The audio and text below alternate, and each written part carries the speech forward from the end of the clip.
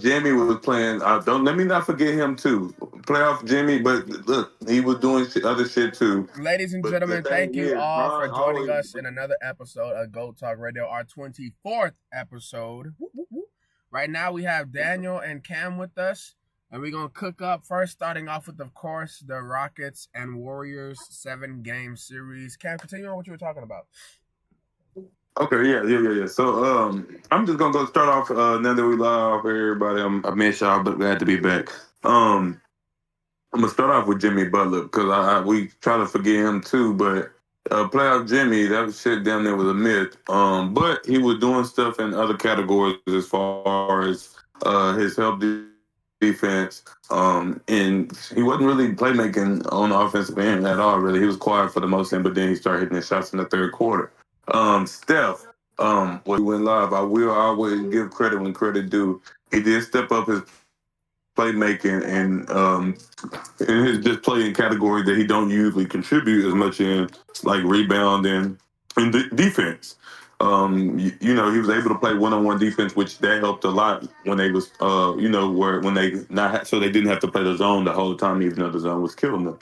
When you could switch to man-on-man defense and still win, then you're good. You know what I mean? So I will give him that, but that was shitty, and he got bailed out by a horrible shooting performance by the Rockets and an amazing shooting performance by Buddy Hield.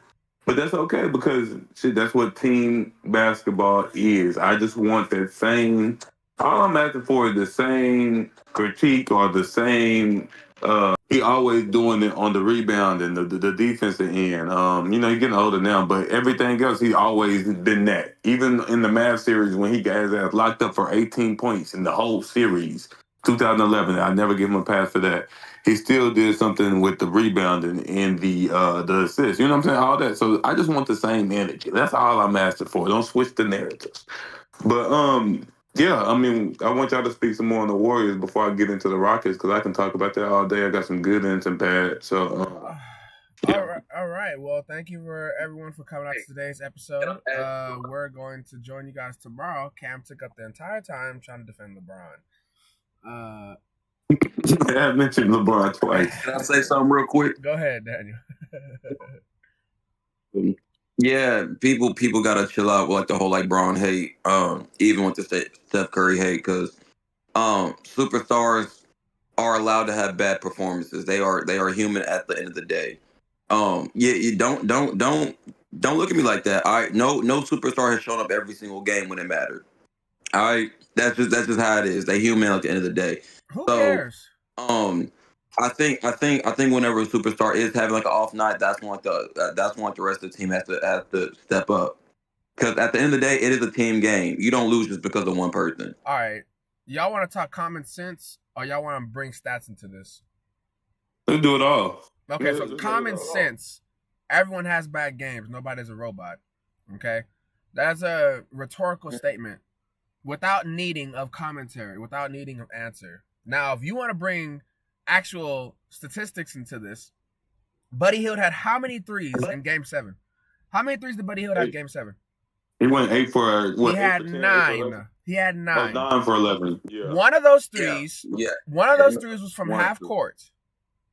One of those threes was a stat pad 3 with 18 seconds left in the game. So now we're down to how many threes? Wait, we took off 2? So yes.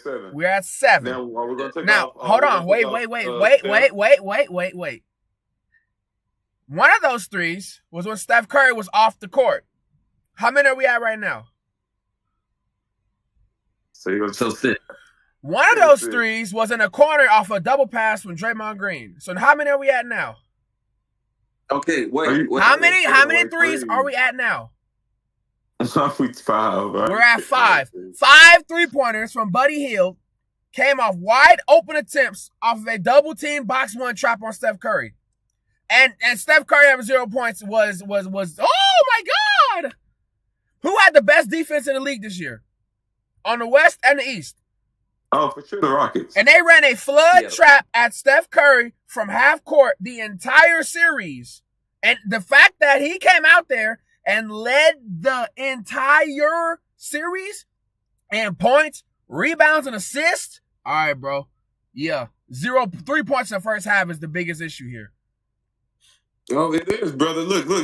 You want to know why? Because I love that you just said that. Because we have these podcasts and everything posted on our page. Yes. When I mentioned that LeBron, and we got the direct, LeBron did this many times. You still tried to say he got carried because what Kyrie had. You said in the text messages earlier today that Buddy Hield won Game 7. Because he said that Ray Allen hit a shot, but the nigga LeBron, he had led the series in points, rebounds, assists. Not only that, but blocks and steals too.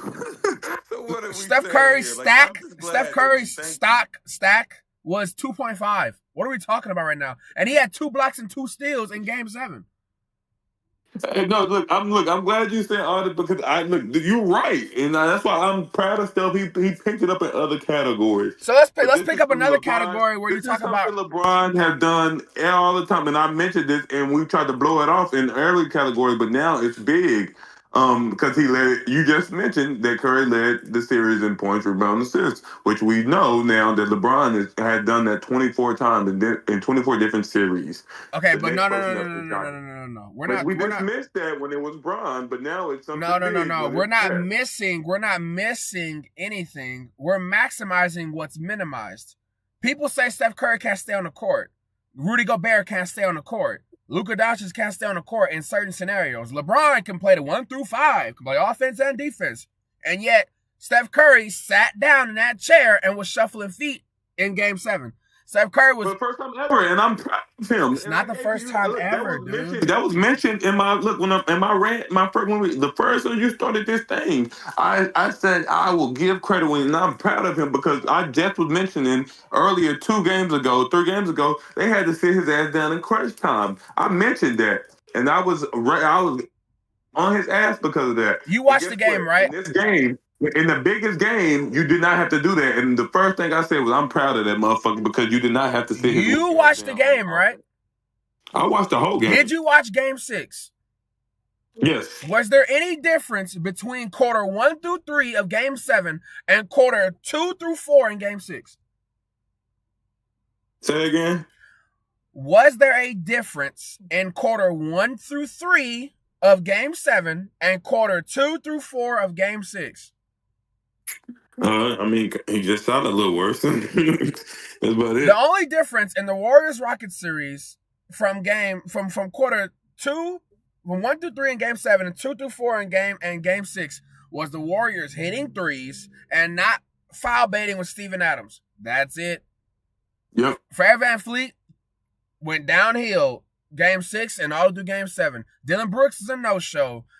Jimmy Butler, más o menos. Steph Curry, weirdly inconsistent. And I'm not talking about as in like he's shooting 30 shots and missing. Like he's taking half the quarter off just running around. And everyone on the Warriors side was completely missing their threes. Everyone. Now when the Warriors started hitting their threes in the third quarter, in the middle of the third quarter, Ime Udoka said, okay, this box one isn't working. Okay? And we're going to talk about the Clippers in a second. But this box one is not working. We have to go one-on-one. And what happened when they went one-on-one with Steph Curry? What happened? That's when he got off. That's when he got off. So let's talk about that right now. You want to talk about players who generationally, the past 10 years, let's go 10 years. In the fourth quarter, Game 7s, you won't believe who's number 1 on points. And that's literally off because of one game. No, it's not. That's a lie. That's cap. It's not. Game 7s in the playoff. That 50-point game he had again 2 years ago. Game 7. Then his 30-some point game. Game 7. Watch this, Daniel. Game 7. Game 7s in the past 10 years. In the past 10 years. Our careers. Not careers, but 10 years. Okay. Steph Curry's number 1 with a 69.9 true shooting. Second half points. Do you even want to try and guess 2 through 5? I don't have to guess 2 through 5. We talking about LeBron and Steph. This nigga Steph did not play better in big games than LeBron James. LeBron is What in the 11th. playoffs? LeBron is 11th. For what? For what? In the last 10 years. Second half points in the game 7 in the past decade. LeBron is 11th. Second half points. Go. Well, I'm talking about the whole game, Grayson. Okay. He has never outperformed LeBron James in games. The only thing he had done, which one game, was that 50-point game 7. But we talking about big game playoff or finals. He don't average better nothing than LeBron James. So what are we saying here, buddy? Like I be confused on this shit. 3 games, 52 points, 58.9 true shooting. Curry has 5 games, 69.9 true shooting, 100 points. In the last 10 years? Yep. And not the whole career, right? Just the last 10 years. His last decade, 2015 to 2025. Oh, shit. Yeah, that's stat picking. How's that stat picking? Go for it, Daniel. It actually is stat picking. So certain stats just don't matter. I'm gonna keep it real with you. No, certain all stats matter. All stats matter. Hold on, Blake. So we're talking about second half points or fourth quarter points, whatever. Yeah, I know, but in more ways than just scoring. That's the thing, though. Like it's one thing if you're strictly like a scorer, like a Klay Thompson, like his prime kind of thing. But they impact the game in so many different ways. Curry can draw double teams and leave Buddy Hield open on the corner, stuff like that. Like they just impact the game differently. LeBron's playmaking ability is just so superior that they just impact the game differently. So I feel like you can't just resolve just the points. Yes, you can if you want to be like who's like a better clutch person. If that's what y'all are arguing, but that's not what y'all are arguing. You don't want to argue that. You can't bring 0 points to the game, and then when I bring up 0, you don't want to argue that. You can't argue 0 points. Oh, no, and when I argue other points. You can. You can. That's why I said you can. You can argue that, Grayson. But I can just simply say this. Even in you can go last decade or you can go career, whichever one you want to do. Let's just go overall what these niggas average. Go for it. 26 and 8, 28.4. That's points. Rebounds 5.4, 9.0. That's rebounds, right? Assists 6.2, 7.2. Right? That's assists, right? Steals 1.5, 1.7. Blocks 0.3, 1.0. We know who led every single one. LeBron points, LeBron rebounds, LeBron assists, LeBron steals, LeBron blocks, LeBron's field goal percentage, LeBron 3-point percentage. Oh no, Steph 3-point percentage, Steph free throw percentage. Great. So 3-point and free throw. There you go. Points per game. LeBron rebounds, of course. LeBron assists, but we already been over that. Right. We can do that's last decade, and we can do career. We can do what we want to do. I'll be right back. Give me 1 second. I'll be right back. It's the 28.6 to 26.2. So Steph is consistent on the career on that 26 range.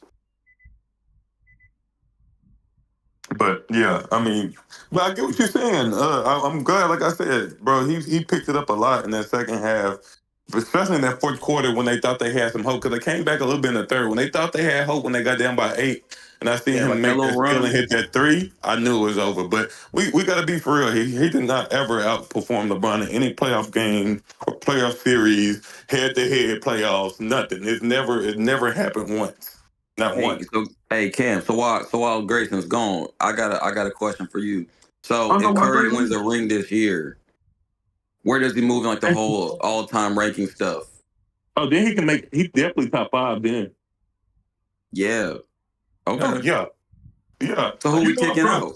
You know I'm fair. I'm fair as hell. But who we kicking out? That's the question. No, we got MJ, LeBron, and Kobe. Them, whatever order you want to do. Well, MJ, LeBron, whatever you want to order. You got Kobe at 3. Kobe 3. You got Kareem. You got Kobe at 3. Yeah, I got Kobe at 3. People be disrespecting Kobe. No. I'm a Kobe guy, but I don't got him at 3. You got him lower? I got him barely out the top 5. Oh yeah, nah. I would never put Steph over Kobe. I don't know. Maybe, yeah. I mean, I don't. Yeah. Huh? Yeah. Yeah, Hmm? I got Hmm? Kobe like that 6 to 8 range. I mean, I still got to put Tim Duncan over Kobe just because Tim Duncan did more. You know what I'm Yeah. saying? In like the Yeah, same and that era. defense is important. Yeah, but I mean, Tim Duncan also came into the best situation possible. So Yeah. I kind of like that's my only discredit to him. Yeah. The only person who came to something better than him is Magic. Exactly, Magic and came like into the that's what best I like. situation possible. Exactly. People don't realize how much like an organization and situation matters Yeah, that's because I feel bro, that's like important. That's easy for your no, exactly, development. bro, Everything. exactly. Like Braun probably would have never went to Miami and stuff like that if Cleveland literally Had a had better a front big office. exactly. You get what I'm saying? So there's that. Yeah. And then there's also the lack of coaching. All right. I feel like the Warriors, I mean, obviously, yes, they've drafted multiple talents and stuff like that, but they've also had a phenomenal um Front scouting office team for to like sure. draft. Yeah, exactly. They just do everything right. And there's just certain teams that just do everything right. And that stuff matters. Whereas like then like the superstar doesn't have to do as much. That's why MJ was so successful in like the 90s, because that front office got their stuff together. But not only the front office, they got a great coach. Everything that shit matters. That's development. Exactly. Everything. Exactly. Like whenever you good top to bottom, it really And don't they got matter. all the perfect pieces. People forget, bro. Every year they had perfect role players for that team. Steve Kerr, them. What was the big dude with the goggles, the center? They always had everything they needed. Like those role players was perfect. B.J. Yeah, Armstrong at the point sometimes. Like they always had perfect role players, bro. Because the front office, exactly. And so that's why like I also like I even mean the I'm Lakers. about to go back to Braun. That's also like I don't like people love to say like he chased rings and like he loved to recruit all that stuff, which you got to understand that what is he supposed to do? You get what I'm Man, saying? What do you mean? Like, What what you is he supposed to do? look here, Grayson? folks. No, no, no, Grayson, Let me Grayson. say it like this, Daniels. What's Bro, up? the people, the one like I say, my top three is MJ and LeBron Braun and and Kobe, Kobe. right? Yeah. Right. Kobe, the way he had his first couple years in the league, worked down there was a bench player, but he learned he was All never right, bro, a you're done. scrub or a bum, No, never a scrub All or a right, bum. bro. that was a coach's fault though. He should have never been a Yeah, bench never a player. All scrub right, or a bro. bum. Yeah, never a scrub or a bum. But guess what? Who came all over there? It wasn't him recruiting, but it was that amazing front office that brought Shaq in, and he Yeah, learned. but He was already a dog, but he learned how bro, to it's win LA. with Like who Shaq. don't want to be in LA? Like anybody can recruit to Facts. LA. I think that's why Braun went to LA because he's like, I know I'm one of the biggest stars in like the league. People want to play with me. It's just they don't want to come to Cleveland. Well, guess Yeah, what? If I So why he take go? the same mentality, but I go to LA, everybody gonna want to play with me. Why he go to but Miami? that's not Kobe's fault though. You know what I'm saying? Kobe got drafted to that team. You know what Why I'm he saying? go to So, Miami? like I said, that's just a front office play, bro. Why LeBron go to Front office Miami? play. You said what? Why LeBron go to Miami? Don't shoot Because him down, Cleveland front office Grayson. wasn't getting it done. Don't shoot him down. I just took Mo Williams to the fucking finals and got swept. I need help. So he went to Miami. Well, he went to Yeah. Miami Nobody, bro. because Who was gonna come to Cleveland, nigga? The only nigga that came to Cleveland Why was did he go to Nasty Miami? Cat. Is the question. he went to Miami to stop Kobe because that's why D Wade got him on to call him like all that stuff because they was like, hey, we cannot let this man get to 6. Ooh.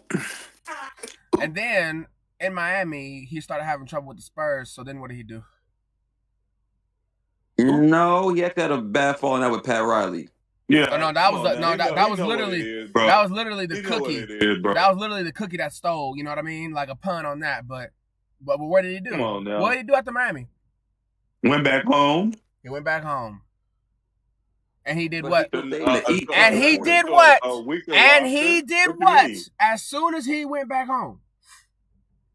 And Kyrie that was already there and then grabbed the K-Love. He restructured that whole roster for him.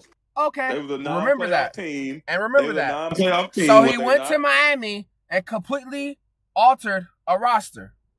He went to Yep. Cleveland and Got completely the ring. re-altered the roster. And then where did he go Got after the Cleveland? ring. Once he stopped winning again, where did he go? LA. LA. And what did he do? He got them another. And what did he do? Grayson, you ain't everything you said, he altered their to the roster and choir, got bro. them a ring. Everybody knows he's definitely legit. Everybody knows this. Yeah, and got them a ring. That's the little GM. He got everybody he stopped at a ring. Here, you get a ring, you get a ring, you get a ring, and you get a ring. Thank you. So what are we saying? I would have loved to see like that Lakers team went outside the bubble, because I feel like they still would have been clicking on like all cylinders, because that team was nasty. Like, I can't lie to y'all, that team chemistry was crazy. That Like was a Dwight good Howard roster. talked about it all the time. It was a Yeah, good I roster. know. I just wish we would have saw outside the bubble so we could see if they were legit or not. Not saying they would not have won it if they were outside like the bubble, but you know, a lot of people look like that bubble series is like an asterisk. I'm gonna be honest. So Bruh, stop it. Y'all Hold on, wait, Cam, because I'm gonna defend LeBron right now. I'm gonna defend LeBron. No. I'm not bashing. I'm just saying people look at the 2020 Bro, championship because as only like an because asterisk. I LeBron wish they won. would If have won it anybody outside else of it. won, But it would not be that. I is think all I'm that saying. I think that the That's pure baseball hoops. World Series was a little bit more of a Mickey than the Lakers one. The only thing that I will say that benefited the Lakers was time off. That's it. They were the number one seed already before the time off. I'm Yeah, saying, but like, bro, that bubble had niggas hooping out their mind. That's because it was per hoop. And so, No like, fan, no home yeah, court advantage. Per wreck hoop. ball. Yeah, I know. Right. But like, it had dudes acting up. Like, that was really Wreck ball, right? that was like the surgeons of Jamal Murray. Playoff Jamal Murray. No, we're And not guess gonna what? do that. It didn't- Now wait, I'm not gonna say that he wasn't like, you know, the same before, but he was good before. But that little thing he had with Donovan Mitchell was insane. Yeah, you're right. That was insane. That was insane. Yeah. But so how's that not even harder, bro? You had niggas who you had TJ Warren dropping 50, bro. Like that's harder. Anybody was dropping a 40 piece on any given night. It was So that's harder, bro. What are you saying? No, I'm just, I'm not disagreeing with y'all. I'm just saying I wish they would have won it outside the bubble, so like there wouldn't have been no excuses. But I'm Yeah, they saying were gonna win it because either way, of bro, the that year. circumstances, people look at it as like the 2020 championship with an asterisk is what I'm saying. It is. If they were it's a healthy, they win. would win that anyway. They were the hottest team before the bubble or COVID. They were already like, come on now. The bubble just gave people an excuse. They were already it that year, folks. It was already written. So speaking of if they had ended up playing Miami in the championship anyways, they would have won it anyways. So yeah, whoever was coming out the West would have won that championship in the bubble. And y'all seen that shit wasn't fake or nothing, because guess what? Miami was hurt. Miami ended up doing that the next year, and the next, like, what are we saying? So that shit wasn't fake. This shit wasn't flawed. Because y'all be like, Miami would have never, if Miami never had that run again, then yeah, Miami did that shit the very next year or 2 years later. 2 years later. Like, that shit was just real hoop. Yeah, but for the past like 5 years, the East has just been top heavy. It's like longer 2 teams than and 5. like everybody else. Way longer than 5, yeah, but hey, guess what? And they won it last year, and they didn't win it a few times throughout this year. It ain't just like the West been sweeping it. Shit, you had the Bucks didn't want it. The fucking Raptors didn't want it. Who did the Bucks play?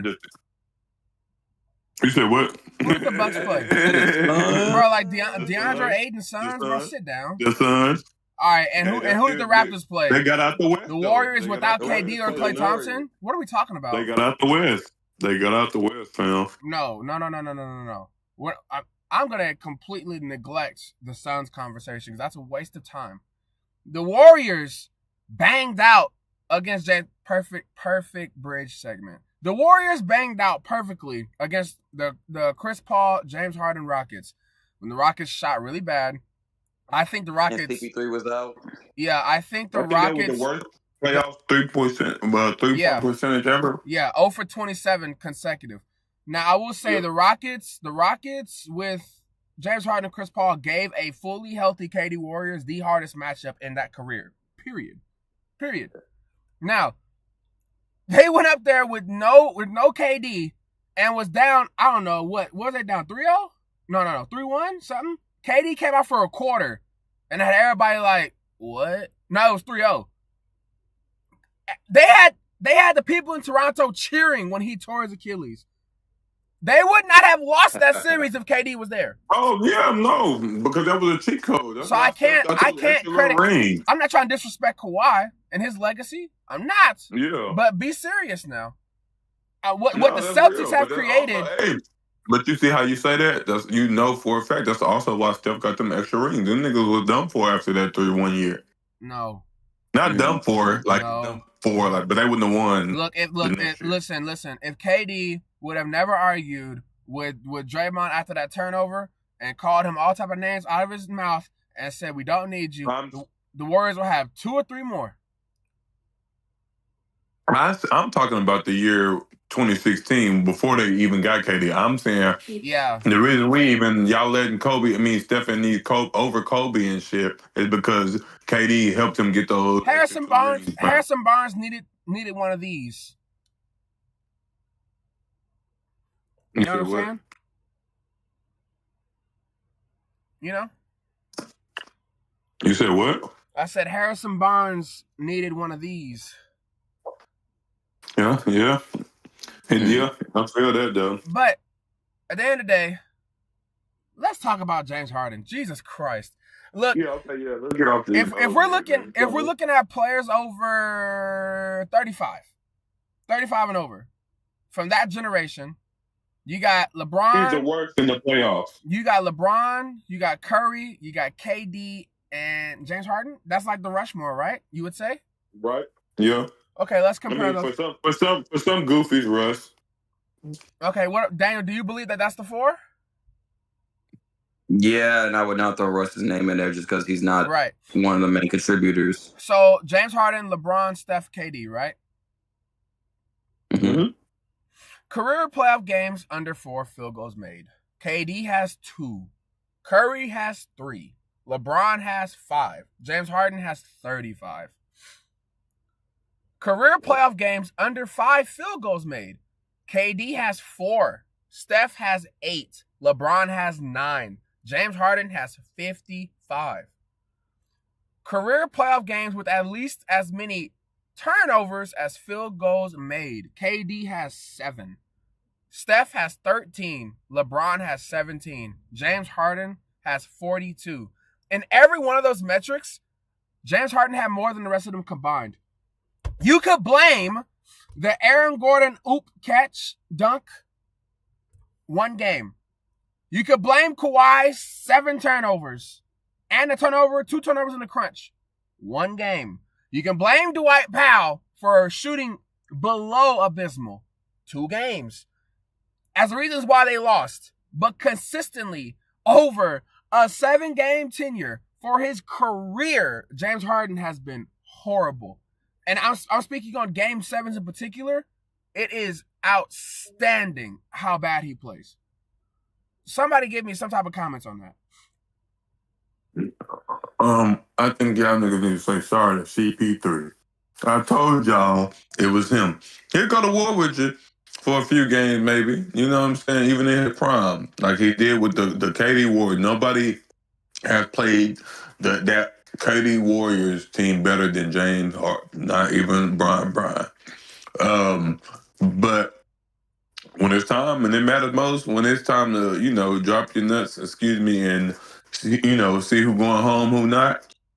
Oh, you better bet everything you motherfucking own on James Harden shit in the bed. You best believe it. Yeah, bro's a professional bed shitter. I don't know what's wrong with him when the lights are that bright. Some people got it, some people don't, and he really don't got it. I don't see how y'all were trying to tell me that was crazy for putting D Wade over him. Yeah, that's what I would apologize to first. I apologize to D Wade first. Yeah, so I think the same mentality is applied to players and teams as well. There's playoff people, playoff teams, and then there's also regular season people. And I think James Harden is just hasn't really gotten over like the hump, so he's just known as like a regular season person, and that's just what it is. I don't think he ever missed the playoffs, have you? Who? James Harden has never. No, he ain't missed the playoffs not 1 year in his whole career. He ain't never missed the playoffs. Yeah, not once. Not once. And he has 1 career Game 7 win. Yeah. And that's in a total of 5 teams. 5 different organizations. Yeah, and he's lost his last 4. And it's probably some crazy stat like he only got like 8 points average. I know for a fact it's something crazy. I just don't have it on the top of my head. But he has something crazy in the Nets, 76ers, Clippers, and the Houston in the Game 7. It's something horrible because there's no way, bro. There's just no. You have 8 bro. Draymond Green in 8 minutes in Game 7 outscored James Harden already. What are we talking about right now? You know it's over when Draymond Green come out and start hitting threes, though. I knew it was over there. I didn't care how good the Rockets started playing. But listen, Draymond Green in 8 game played minutes outscored James Harden entire Game 7. What are we talking about? Look, we ain't got to talk about it no more. It was shitty.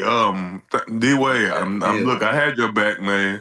I had your back. I don't agree with you as a man, but as a hooper, hey, I had your back, man. I swear. I did. Yeah. Because that's just terrible, man. That shit was terrible. Yeah. It's not like the Nuggets got this outstanding defense or some shit like that. You know what I mean? No. Hey, so whenever I said that some like superstars are like they're not necessarily allowed to take a game off, but they're allowed to have like a bad night, and that's when like the rest of the team has to pick it up. James Harden, he is consistently shit when it matters. You know, I'm telling you, he's a regular season person, and it is what it is. You know, there's like rumors of like hieroglyphics deep in the chambers of hymns and songs of how Ben Simmons plays in the summer league. Like when they do the Chino Hills runs and all those type of runs, he's shooting threes, he's doing fade middies. It's incredible. That's what they say. But then he goes out in the regular season, every season, and just has a mental block. It's got to be something in James Harden's game that is like a mental block in the playoffs. Like, I don't know if he runs out of gas. I don't know if like he just gets fatigued or like he just mentally wants to be something different than, bro, we know you can pass the ball. Right. Why are you forcing 15 assist games? Go score. I know what it is. He's thinking about a little baby Game 7. That's what the problem is. Bro, watch out. He's thinking about a little baby. That was motherfucking Game 7. Yeah. That's the only explanation. That nigga sucks, man. Gotta be showing up to his birthday party, get him a bag full of honey buns and $100 cash. 100,000, yeah, that's crazy. But listen, at the end of the day, I feel sorry for Zubac. Zubac, you have progressed so much, and you're in a system to where you're not there to carry a team, and you're not good enough to demand a trade. James Harden, you have assigned your destiny, and that is who you are. The prophecy was set for you a long time ago, and you have proven it correct to the T. Kawhi Leonard, this is your fault. You decided to do this. What? You could have went to the Lakers and built a super team with LeBron, but you said, I want to do my own thing. And then you were like, co-sign. Let's bring. Bro, it's different. Hold on. Let me cook. You said, I need another guy to build this team with me for the duo. And they got Paul George and sent a haul. They sent everything to OKC for Paul George. Just for Paul George to be greedy and be an injured flop. You single-handedly put Inglewood underground. So whatever happens for the Clippers until you retire in the next 3 years, because the Clippers got so much for Paul George, that's on you. The same thing with Giannis and the Bucks. I agree. I think, y'all want me to say it? Kawhi Leonard is the worst thing that ever happened to the Clippers. He is. They have nothing to account for. Nothing to account for. I would say injuries in like the early 2010s because they probably couldn't have won a ring if they all stayed healthy. No. Hell no. I wanna blame you talking about Chris Paul, Blake Griffin, and DeAndre Jordan? No, look, bro. They was never gonna be Kobe. They wasn't gonna be Kobe, and never was gonna be Steph, dude. Especially with Doc Rivers coaching. They was never gonna be Tim Duncan at the end. No, they weren't. But that was like the West most stacked time. Yeah. And you got to think, bro. They made it there off all alley-oops. They were a Showtime team. This was a perfect example. You know how the Clippers were amazing and fun to watch the regular season? That was basically Miami the first year they got together. Niggas were just throwing oops. No 22-game win streak. Yeah. Jumping over people. Facts. That's all it was the first year. Like, it was no half court basketball, no plays, no nothing. Niggas was just running throwing. LA Fitness games. Right. And No, you have Chris Paul, who disguised. Let's be honest. He disguised it as real basketball. Yeah, no disrespect to the legacy, but we got to talk facts. Rajon Rondo and Chris Paul has disguised the inefficiency of Doc Rivers as a head coach. Let's be real right now. Yes. Let's be real right You now. want to know why? You want to know why? You want to know I said it? Because those two right there might be the most brilliant minds as a player or on the court player ever, especially Rondo.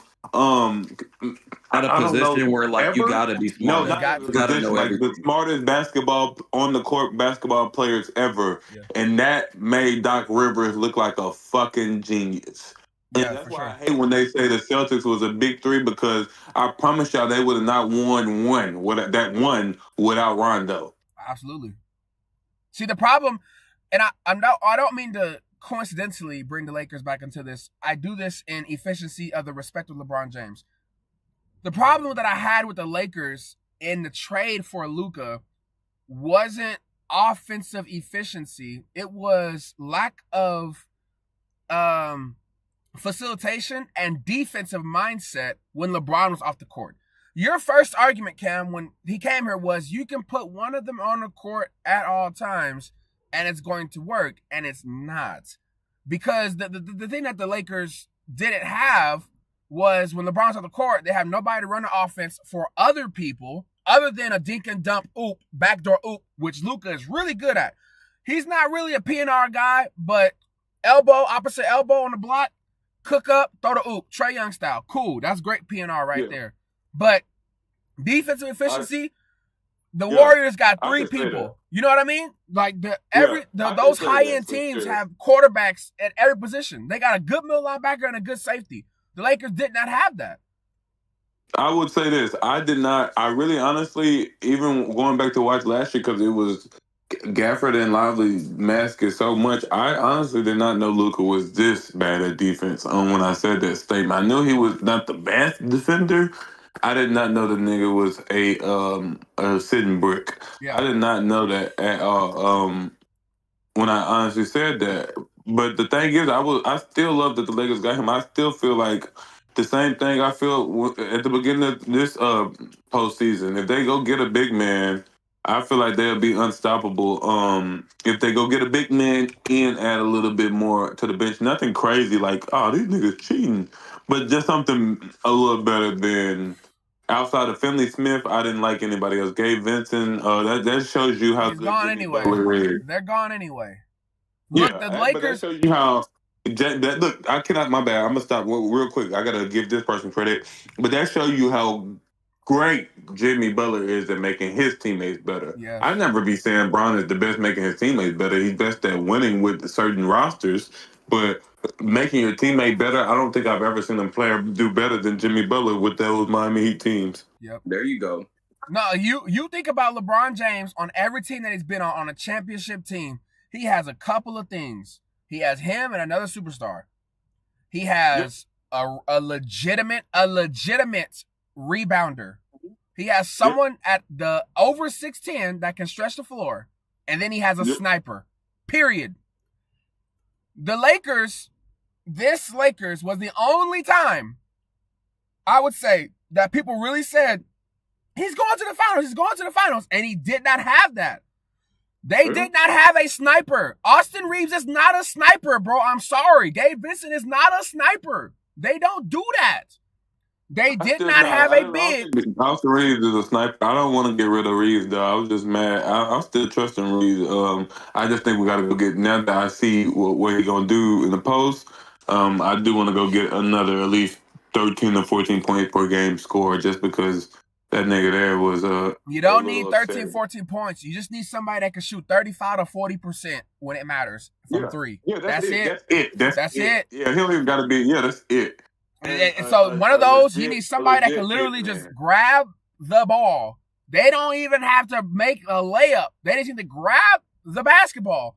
And then you need somebody that can stretch the floor that's around 6'9" and above. And all of that is going to be in the free agency market Yeah. this summer. Yeah, all of it. And then Luca just finally came out. He scared us for a little bit, but he finally came out earlier today saying that he wants to be in LA after we seen that secret dinner with him, JJ, and Rob. They must have fed that nigga good because it looked like it was looking ugly right after game 5, but he finally kind of gave his little commitment today.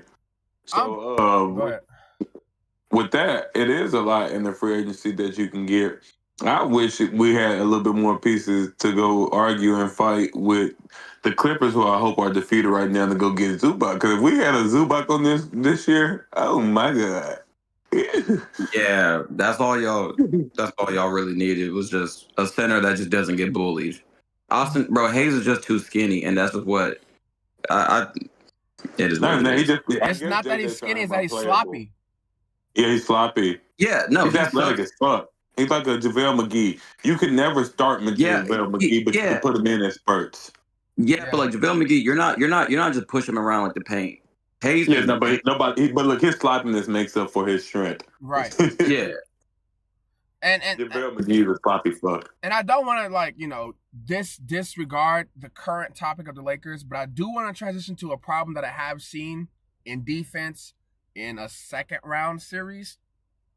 I missed the game, watched the highlights, and I don't know, maybe I'm tripping, but I saw Jerome and Jared Allen guard Tyrese Halliburton and Nembhard on an island more than anyone else on that team.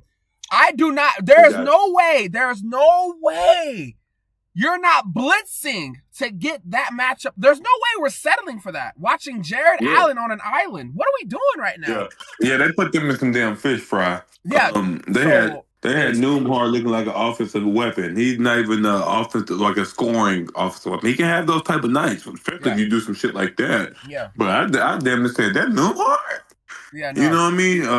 You can't put Jared Allen in over there on fresh fry like that. You know what I'm saying? Because the fish gonna be extra crispy. Like that shit was crazy. Well, and Ty Jerome shouldn't have been playing that much. You had him shooting 20 fucking shots. No, the playing time. No. Wait, time out. The playing time is good because he plays that much playing time regardless. But he cannot be that many shot attempts. That's crazy. You traded for DeAndre Hunter. He needs to be on the court. He needs to be playing efficiently. And why? Why is Mobley not getting that many more attempts? Bro, and look, Grayson, thank you. Bro, why do they do that? They're so inconsistent with this man's fucking attempts. Mobley, some games can have 16 attempts. And when he has 16 attempts, they usually are winning and blowing somebody out.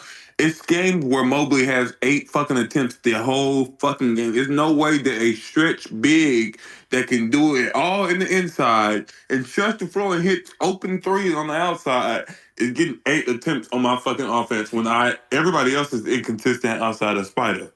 Who won Defensive Player of the Year? Mobley. So you telling me he could play on all 3 levels on the court on offense, and he won Defensive Player of the Year, and he was a no-show game 1. That's just fucking crazy to me. If I'm Evan Mobley, I'm getting out of there. No, I'm lying. But no. Because who just won Coach of the Year this year? Just 2 hours ago. Oh, okay. So you telling me you got Diamond Mitchell, 30 points on 30 shots. You got the Defensive Player of the Year guarding the back down with Jared Allen at the top of the key guarding Tyrese Halliburton. And that's the Coach of the Year. Well, that's what I'm saying. I'm getting out of there. Okay. Because they definitely about to keep him. You can't fire him after that. I mean, actually, in today's NBA, yeah, you can. But you for sure can. That's what happened in Toronto, right? Right. And on top of that, you do fire him if they lose to the Pacers. I'm sorry. I'll tell you who else they fire. My guy in New York. You on the hot seat, baby. Thibodeau. I hate him. If you don't win, if you don't at least go to 6, you out of there. Mm-hmm. You need 6, maybe 7. And speaking of that, it's 42-50 Celtics. 3 minutes left in the second. Oh shit, they playing right now? Yeah, Yeah. they trying to shit. They trying. Hey, Grayson, is it possible to do like the pod and then also pull up like the game, but like have it like I silently or like You gotta mute? go for that. Yeah, I gotta take out the live because they already booted me on YouTube and on Twitch once for streaming the game. Copyright. I got you. Yeah. Yeah, man, but yeah. Yeah, how do y'all Celtics, right? Over the next everybody Yep. agrees? Mm-hmm. They coming out the East. Yeah, with the possibility of DeAndre Ayton and Evan Mobley missing game 2, and we don't know if Darius Garland's gonna play game 2. The Cavs now. You said 8? You mean Hunter? DeAndre Hunter, my fault. And Evan Mobley possibly missing game 2, and Darius Garland, quote unquote, nowhere near return. The Cavs might go down 0-2, headed to At Indiana. home. Yeah. Good night.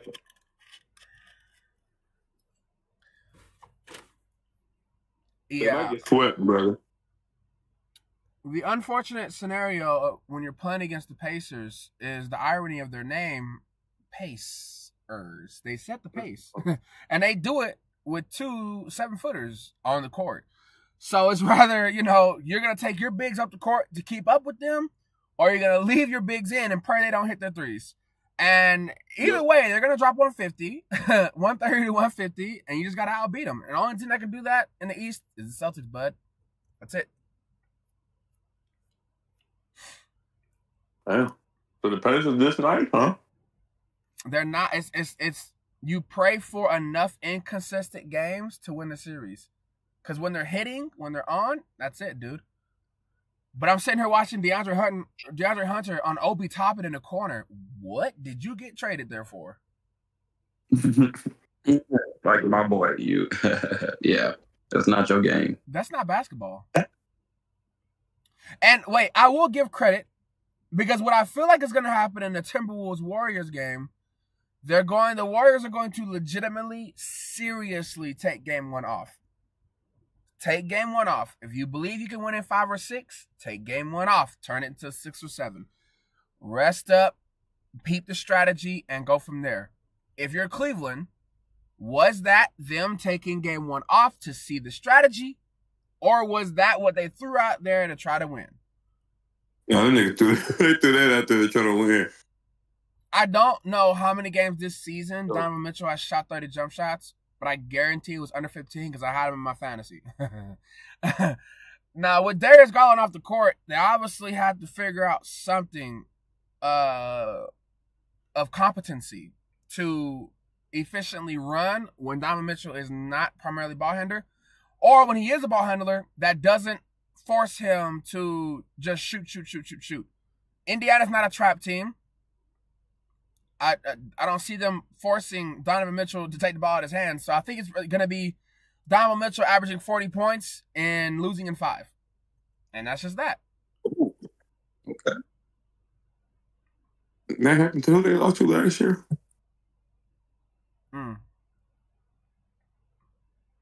Who did they lose to last year? The Celtics. I mean, the Cavs. The Pacers. All right. And what did Donovan Mitchell do then? He actually underperformed offensively, but he scored pretty well. Scored pretty well, though, right? Same thing gonna happen this year. And I called it great.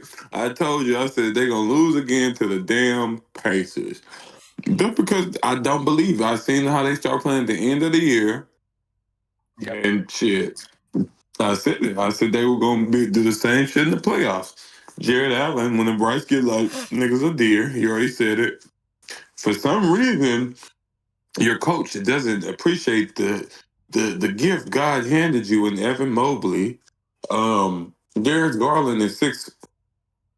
Let me not lie. He's 5'10", injury prone and inconsistent. Spider, but Spider sometimes can be inconsistent as fuck. That's nasty. With the 30 jump shots, 30 points. Yuck.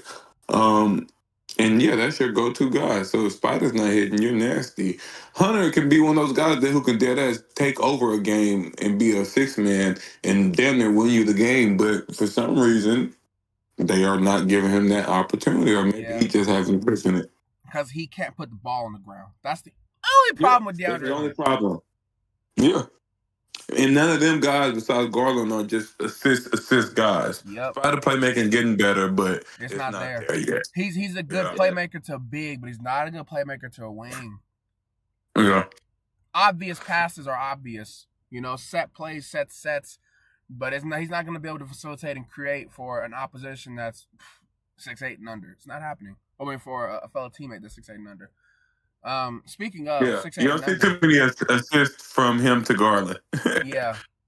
Speaking of 6'8" and under, Nuggets Thunder. What y'all got? Tonight I'm gonna go with the Thunder just because it's a quick turnaround for the Nuggets. But sadly, unless Ant do it, I see the Nuggets winning again. Going to the championship out the West now, which I did not see at first with no coach, but with no coach, my goodness. Well, they do have a coach. Coach Jokic. Yeah, he wears 15. Yeah. Literally. Yeah, no, I don't think OKC got anybody to guard Jokic. I expect Jokic to be putting up, just to be very efficient. He's just going to dominate this series, in my opinion. I think OKC is going to be getting like their buckets too, but I think Nuggets are just a better overall team. Are we going to give Russ credit yet, or? Yeah, Russ has 4 home games, so at least 4 home games. I'm saying we're going to give him credit as far as his performance has been. No, way better than we expected. No, not yet. I don't think his performance was a needle mover in that series at all. The Nuggets. Did they win that series with no Russ? Yes. You talk about the one game that Habukiness happened where he had the turnover and then the turnover and then he hit the 3-pointer and then he got the offensive Okay, great. Like they won that Clippers series out of chance, and I think everyone knew that. Whoever was going to come out of that series, it was chance. That's it. Now this series, okay, Russell, what are we going to do? Because I'm not speaking into existence. I'm speaking facts. Somehow, some way, Lu Dort accidentally hurt somebody on the team. So when somebody on the Nuggets gets hurt, hoping it is a Braun kind of thing and not a Michael Porter Jr. kind of thing, Russ is going to have some more minutes. Does Memphis have better defense than the Nuggets? Hell no. No. So do Shea get off this series yet? Or no, he needs just a warm-up series? Or Shea was playing in slides the first series. What are we talking about right now? He just chilling, cruise control, you think so? Tell me one game in that series where he was not in cruise control. No, I'm just saying last year he wasn't impressive either when he didn't need to be in cruise control and he got his ass sent home. So I'm just saying if he's underperformer in the playoffs at this point, or we just don't really give a fuck about Shea. Who's guarding Shea? That's why look, when I was thinking about it earlier before I joined the podcast, I said, shit, I don't know. Watch this. Who's guarding Shea? I don't know who you put on. Who's guarding Jokic? I don't know. Exactly my point. We're about to see MVP versus MVP on a facilitation level to where both teams are going to have to play team defense to stop a singular player. There are wild cards. Go ahead. Yeah, I got a question for y'all real quick. So, do y'all think that this series should, what up, Crack? Do y'all think this series should determine who's the MVP? No. Hell no, it's Jokic. This series shouldn't determine it. It doesn't matter if OKC wins in 4. If the Nuggets win in 4, it shouldn't. Hey, MVP is a regular season award, but I think in this case, it should determine the MVP. That makes no sense. You just said just had the best NBA season ever. You just said first of all, Shea is the like negative 2,400 for MVP odds. So if you think Jokic is going to MVP, put some money on it, and you might win some. Daniel, you said 20 minutes ago that superstars have bad games. But they saying they're gonna give it to Shea. They said Shea is like 2,400 negative for MVP. Yeah. Jokic is like plus 1,400. Even though Jokic is having a better year than like his previous MVP. This happened to LeBron, y'all. Yeah, he's averaging a triple double. 30-point triple double. Look, listen, every game, and I mean every game in this series that SGA or Jokic don't show up, it's an L. And I don't mean they have to average 30, but the PRA is gotta be high every game for every one of them. Grayson, so check this out. I will bet my last dollar that SGA will not show up before Jokic does.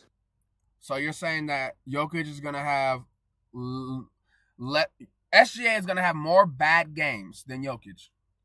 Yes. Okay, so put a number on PRA for Jokic and SGA that they have to hit every game in order to win. Put a number. PRA, for the people who don't know, are points, rebounds, and assists. Okay, for Jokic, he got to hit at least a game. He got to hit at least, let's just say, about 51 That's PRA. too low. That's too low. You think so? Dude, he's going to have to average a triple-double. A triple-double already is 30. He only had 49. I would say for Jokic this series, because he's going to be going against Chet and Hartenstein, at least one of them, most of the time both of them. And everybody's going to be running a trap box. He's going to be the only big in history to have a trap box against him. He's going to have to at least PRA 55. At least 55. They cooked then. They're going to be tired. So what's SGA's? So you said 51? All right, 51 for Jokic. What's SGA's? About 44, 45. Yeah, I was going to say 45. Okay. So after every game, we're going to come up here and we're going to go 45, 51. And y'all the numbers that y'all putting. And it should match. Under 44, that's an L. Under 51, that's an L. Yeah, it should match. Okay. I hope.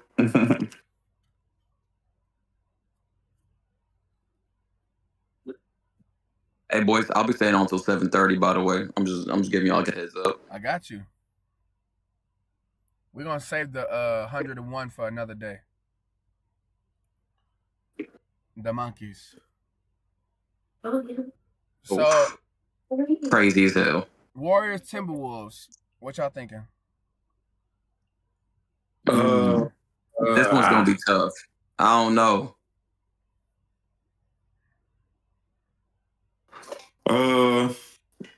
Damn, I guess.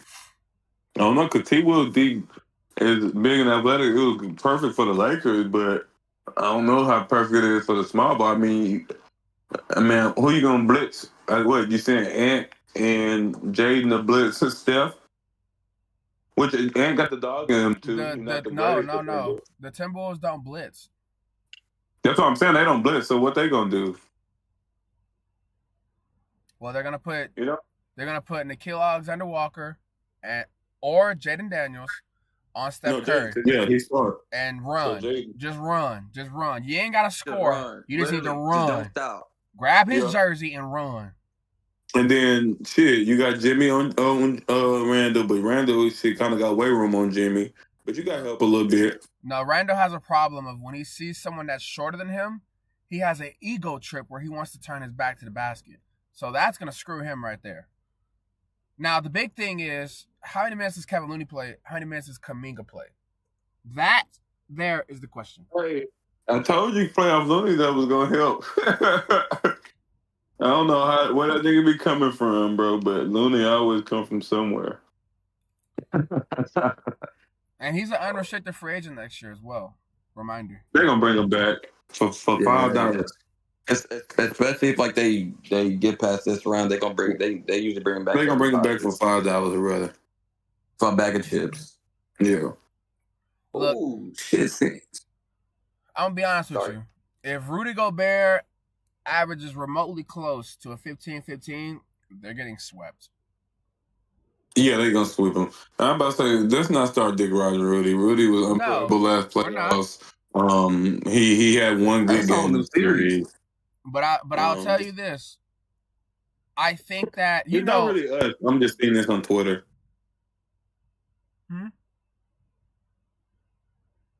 What?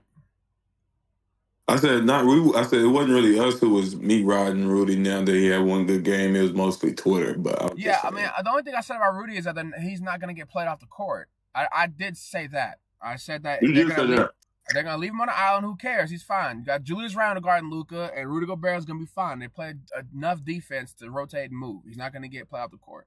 He just needs to make his layups, and he did. Start dunking the ball. But I will say, like in Naruto, where bro took out the ankle weights and dropped you on the ground and went. Pew! Steph Curry, the evolution that is about to occur from what he just experienced in Houston to any other team left in the playoffs is going to be night and day.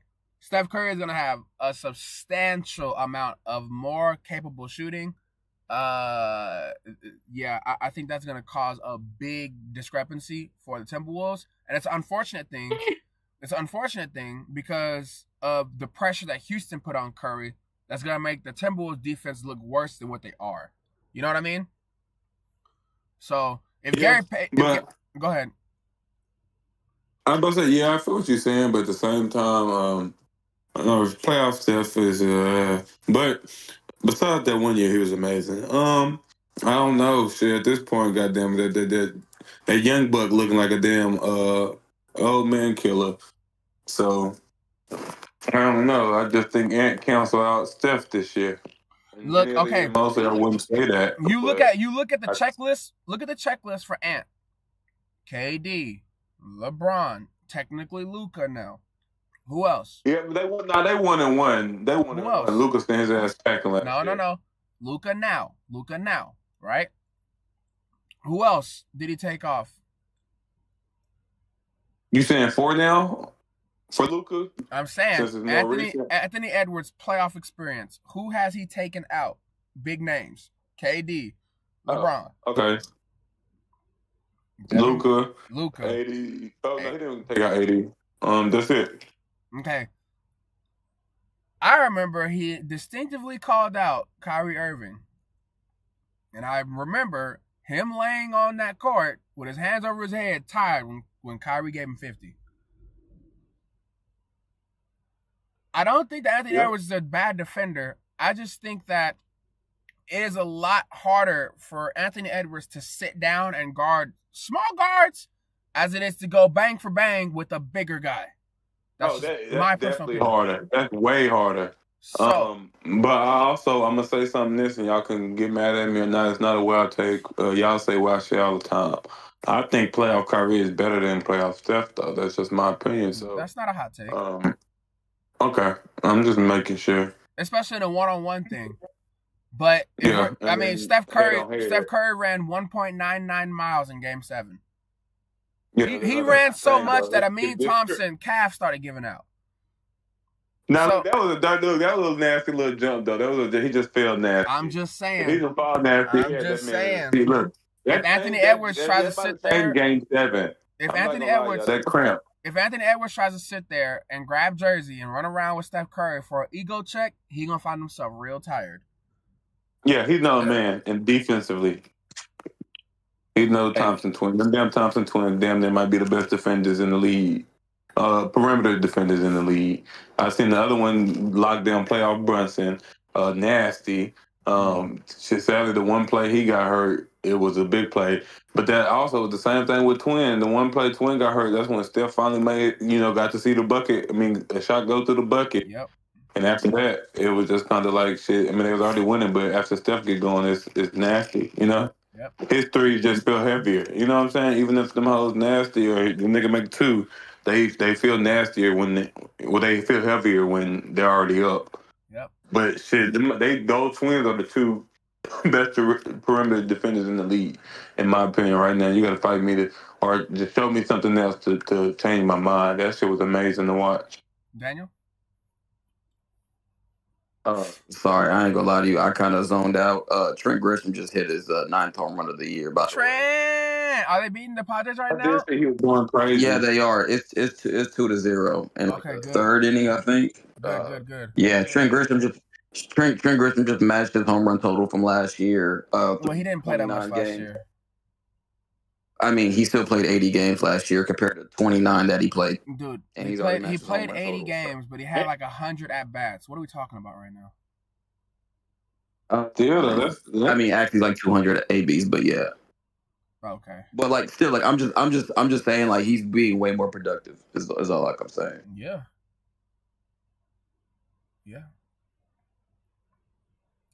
Yeah, that was amazing though. What is Giannis going to do? Look, I think a bigger issue that we can kind of add Giannis to, Houston, we have a problem. Houston, we have a problem. I think the tandem that they have is good. It's young, but it's not gonna win. What's young? Houston. Oh, I said, what is Giannis going to do? I know. And I said to add on to Giannis, I think a bigger problem is Houston. Houston, we have a problem. The owner says he doesn't want anybody old. He wants to trade for someone in the age range of the players that he has. Fred VanVleet is on a team option. Right. So that cancels out Kevin Durant already. Bye-bye. And that came out today. So guess who the 2 players that everybody's talking about going to Houston now? I'll give you a hint. Oh. One of them is Giannis. The other one is Devin Booker. Now, you look at what Houston was missing. And rumors have it that the Spurs are really, really, really looking for another superstar to add to their team. And they're willing to trade big pieces. I think that's Stephon Castle. But they're willing to trade big pieces. You look at what Houston was missing, and they were missing somebody that could get to their spot and hit their shots. That's it. That's literally it. I don't think that's Giannis. One dude. I don't think that's Giannis. I don't think that. Thank you. Okay, I think that's Devin Booker. Disagree. I think that's Devin Booker. Man. I mean, yeah, that's something good. So if I'm taking Houston out of the KD Giannis thing because of what the owner said and what they need, Giannis doesn't have that many spots to go. That can give enough. That can give enough to Milwaukee, right? The Nets, maybe the Spurs, maybe Golden State. Yeah, they have no spacing if you bring Giannis to Houston. You're gonna leave Dylan Brooks up top, I guess, but he definitely got to be a part of the trade package. So no, Dylan Brooks wouldn't have to be a part of the trade package because that's not something that they want. Yeah. That's dead money. But are you gonna pay Fred VanVleet and bring him back, sign him back? The bigger question is Jalen Green your point guard? Is he your shooting guard, or is he on your team still? If he's not, he instantly is he gonna be like a cornerstone and like right and stuff like that? That's stuff like that. Because right now the narrative for Jalen Green is Bradley Beal. When that's not fair, because you look at the one player that the Warriors blitzed. The only player that the Warriors blitzed in a 7-game series was 4. Jalen Green. Yeah. And that's because he was the real only offensive threat outside. Outside. I mean, Sengun is inside, but should they believe in Draymond Green? Yeah. And so it's like, oh well, he wasn't doing much outside of scoring and he got benched game 1 and game 2. Now he's grabbing rebounds. Now he's hustling on defense. He was trying. He was the only player in Houston getting blitzed. So I don't think it was a fair assessment, and maybe I'm speaking biasly, but I don't think it was a fair assessment for the punishment that he's receiving. I get he's a superstar, $35 million. But, man. Nigga, 9 points, 8 points, 7 points. Nigga, we need better. Come on now. I understand, but shit, at the end of the day, folks. But I don't think that was bad enough to trade him. Don't do it. Because whoever gets him is going to get something easily. Now, if it is, I only got to trade Jalen Green and a pick and like Cocaine Curry, Reed Shepard for Giannis or Devin Booker, damn, you gotta do it. But if you Yeah, tell me yeah. I still gotta send him and 4 picks, and no, that is not worth it. It's not worth it. I feel you on that. I mean, I'm very disappointed. Jalen Green, he looked disgusting out there. He was the only one getting blitzed. The one game he didn't get blitzed, 38 points. Yep. Game 2. Man, I don't know, man. That's just so nasty to watch because they had them beat. They had them boys beat. They just literally, the defense was so beautiful. The offense was so shitty. Defense can't win any championships when your offense is that shitty. Yeah, but defense can turn possessions into offense. They did. They had more fast break points. Yeah, for sure. Brother, Yeah. that's it. When your offense is that shitty and you're shooting 42%, it's nothing, bro. Yeah, defense don't win championships when it's that bad. Yeah. Sengun missing the fucking both free throws when you got the lead finally down to 3. And you make 2 free throws, goddamn it. Then y'all had just the very next possession, you rip Steph and go get a dunk. Y'all up then. Instead, y'all down by 1 now. You know what I mean? Yep. Shit like that matters, bro. Yep.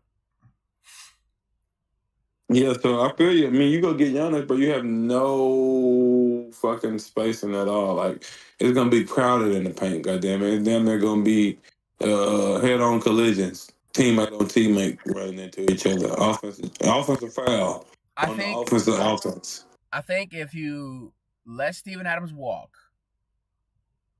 you trade Jabari Smith instead of Eason, or maybe Eason, and start Jabari Smith. Nicely.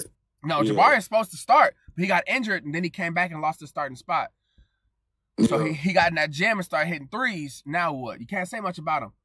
But what I'm saying is, you can put Giannis at the 4, put Sengun at the 5, and run a hybrid small ball.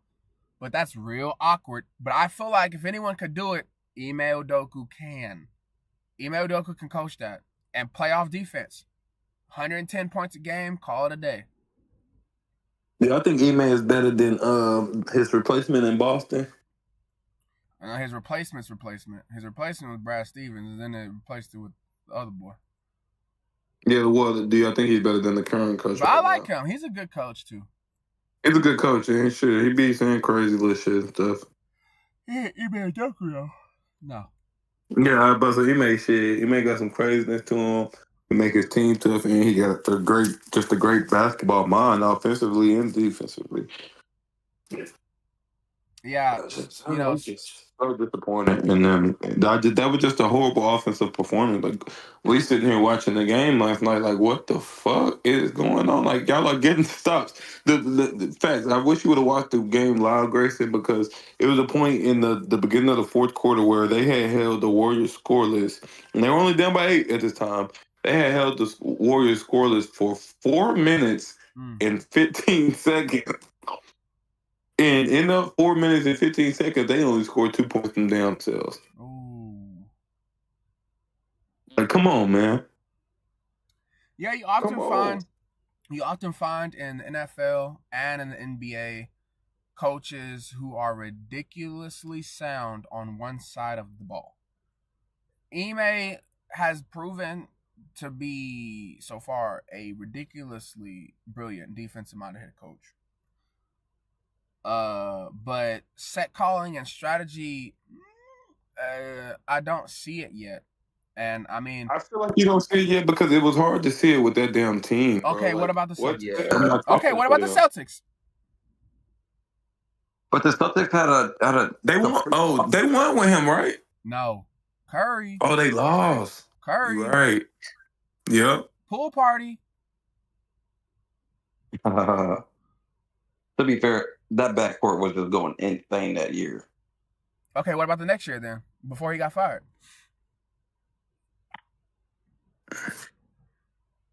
I guess he just yeah, you're right. Shit. Yeah. I don't really argue. I'm trying to think of something, but nope. All right, boys, I'm about to head out, all right? All right, my guy, Daniel. We'll see you later on this week, baby. All right, yes, sir. Y'all stay safe. You too. I mean, because if you look at what the Warriors did, and you look at what the Rockets did, it was kind of polar opposites. The Rockets started playing less players, and the Warriors started playing more. Quentin Post got some burn, and then he was pulled. Kuminga got burned and was pulled. Pods got less and more. Last game. Yeah, I mean, it was all the plug and play. When you're stubborn on your way, you're stubborn on your way. And, you know, it's a false reality of hope when you convince yourself that just because someone is, look, Fred VanVleet did a great job in game 4 and a loss 5 and 6 in wins. He was hooping. Yeah. He was hooping. Yeah. But that distracted a really big hole in their offense. Really big. Yep. And then they didn't try to fix it because, and like I told you in the group chat, if you count on Fred VanVleet to keep playing like you playing, you're fucked. Yep.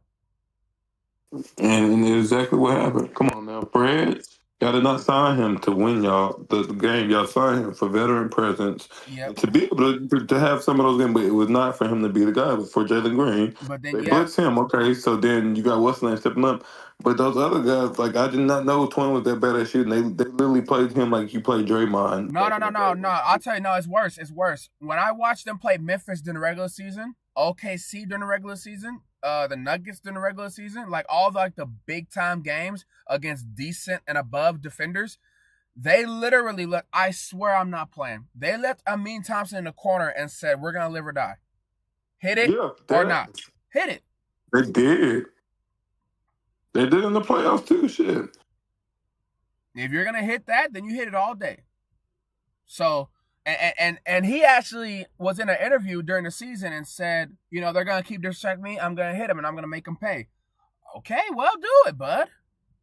Yeah. I was winning those bets you said I was going to lose that I was winning.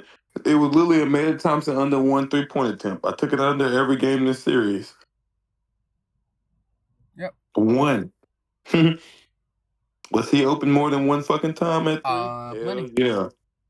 Yeah, he just rushed the paint. So yeah, I mean, in terms of the Twins, you know, like we talked about, Ausar just needs more playing time. Look, they have an interesting dynamic in Detroit. They're not done yet. They're not full yet. So I can't say what he's missing to complement that team to make him a championship roster team. In terms of Amin Thompson, Amin, if he can just catch and shoot, oh my God.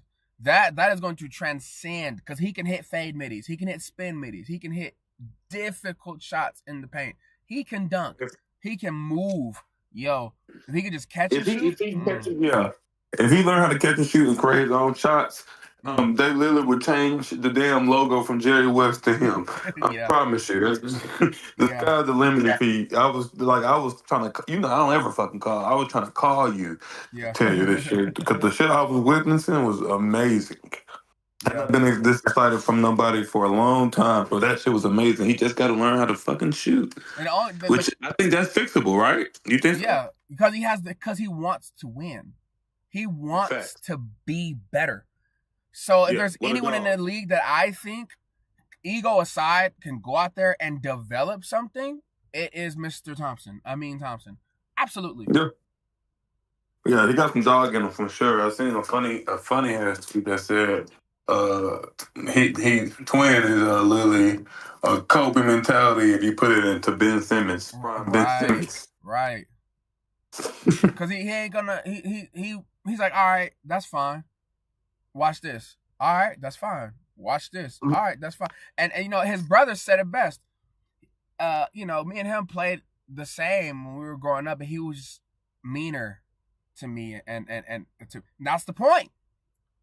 Anthony, see, some people that don't understand look at Anthony Edwards as egotistical, annoying, cocky, everything. Him and Ja Morant on the same page when they're not, dude. They're not. Anthony Edwards might be a little egotistical, might be a little cocky, might be a little stubborn, but he wants to win so much he'll die for it. He gets better every single way. When I looked at the tape of Ja Morant out of college with the little doobie dreads, and he plays the exact same way he plays now. Maybe a digression. And I don't think that'll be the case for Amin Thompson. I think Amin Thompson will be going this way, the totality of his career, getting better and better and better. Absolutely. Yeah, no, facts. Yeah, he's gonna be special, man. I'm seated. I'm happy I get to watch this shit because I'm tuned in. I think he's gonna come back this summer. Cause what year was this for them? 2. What happened year 1? I wouldn't. Let me make sure of that. Right, because I don't even remember that much talk about them year 1, and they went 4 and 5, or 3 and 4, one of the two, or 3 and 5. Yeah, 4th overall pick in the 2023 draft. Yeah. Okay. Yeah. See, so from year 1 to year 2, they already made a crazy jump. Both. Yeah. Like both made a crazy jump. So 2 to 3, and they're supposed to have been a sophomore slump. From 2 to 3 is going to be even crazier, I believe, for both. Yeah, I agree. And Detroit, that coach has got to learn what to do with them or whatnot. They got most of their team is the damn front court guys, and so some of them guys are like veterans, like Tim and Malik. You know what I'm saying? No. I like JB Bickerstaff and what he's got going on. It's just they just need to develop. Everyone there needs to develop. They have a solid look. Tobias Harris is only a matter of time, but he gone. Okay? And Tobias Harris isn't bad. Yeah. He's not bad. But he's about the only thing he's not winning with him, though. Yeah, he's like the clown with the Marines. You know what I mean? He doesn't really fit the culture. Isaiah Stewart is mean. He's aggressive. Good rebounder, good paint defender.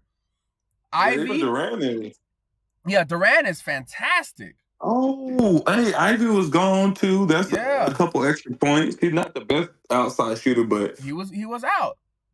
He was out. Stewart didn't even play anything but game 1 against the Knicks. And Cade Cunningham, if Cade Cunningham can develop a triple threat, like a back to the basket 3. Ooh, woo.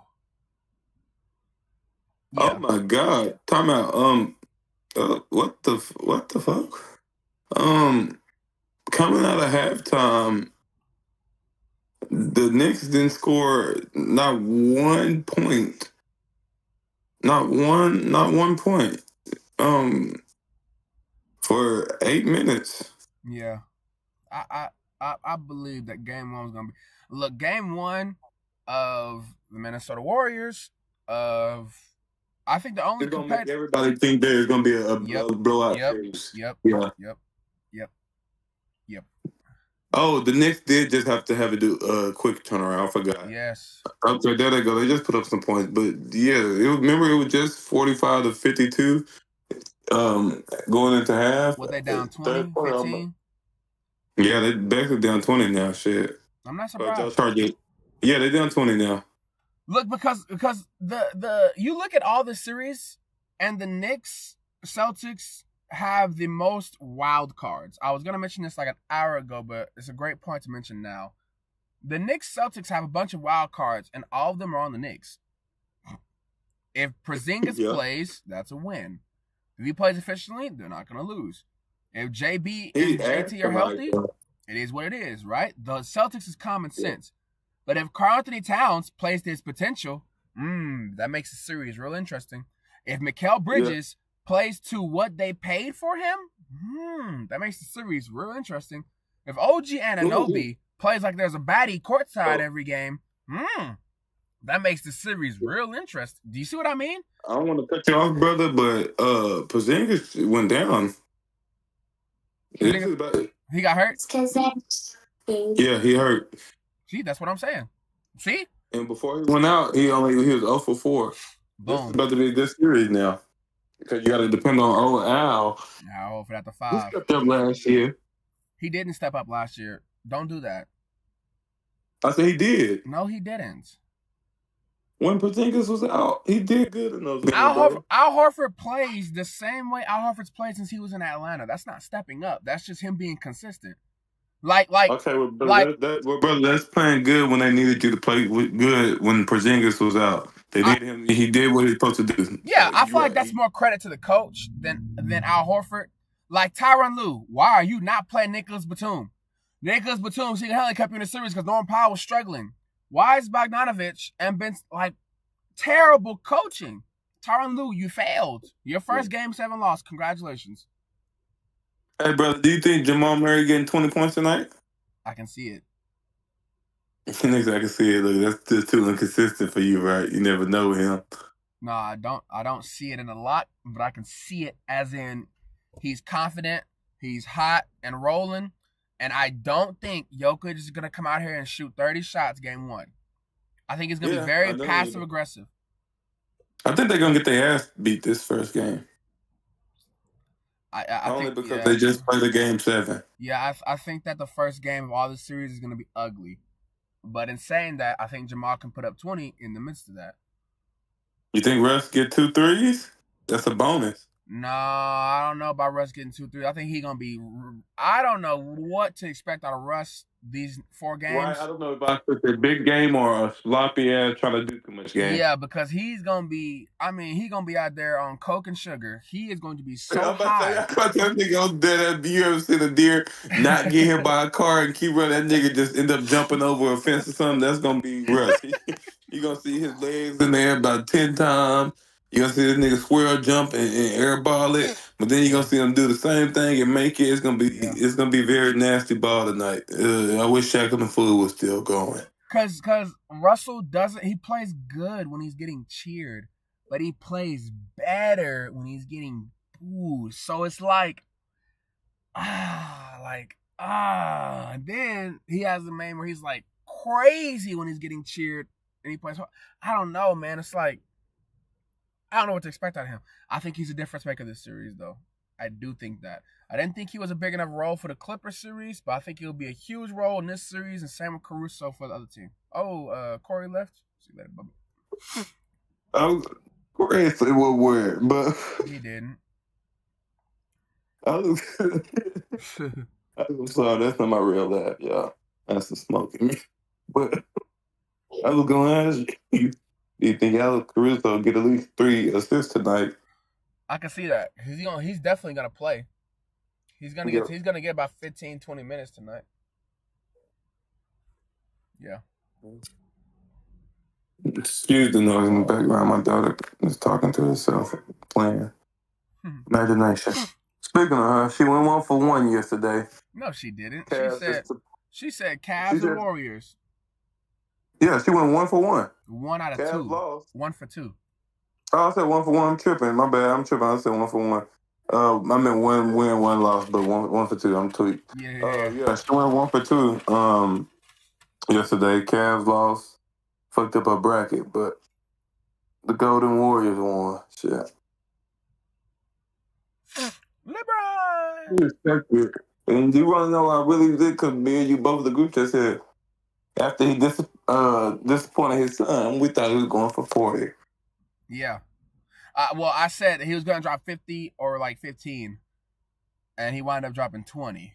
So that's not bad. No, we can't look. You took away them Buddy Hill threes. I'm taking away them last little couple, that 3 and that little layup at the end. That's 5 points. What? Okay, well, then he dropped 15 like I said he was going to. But they won. That was surprising. Right. I ain't good, nigga. I gotta stop playing.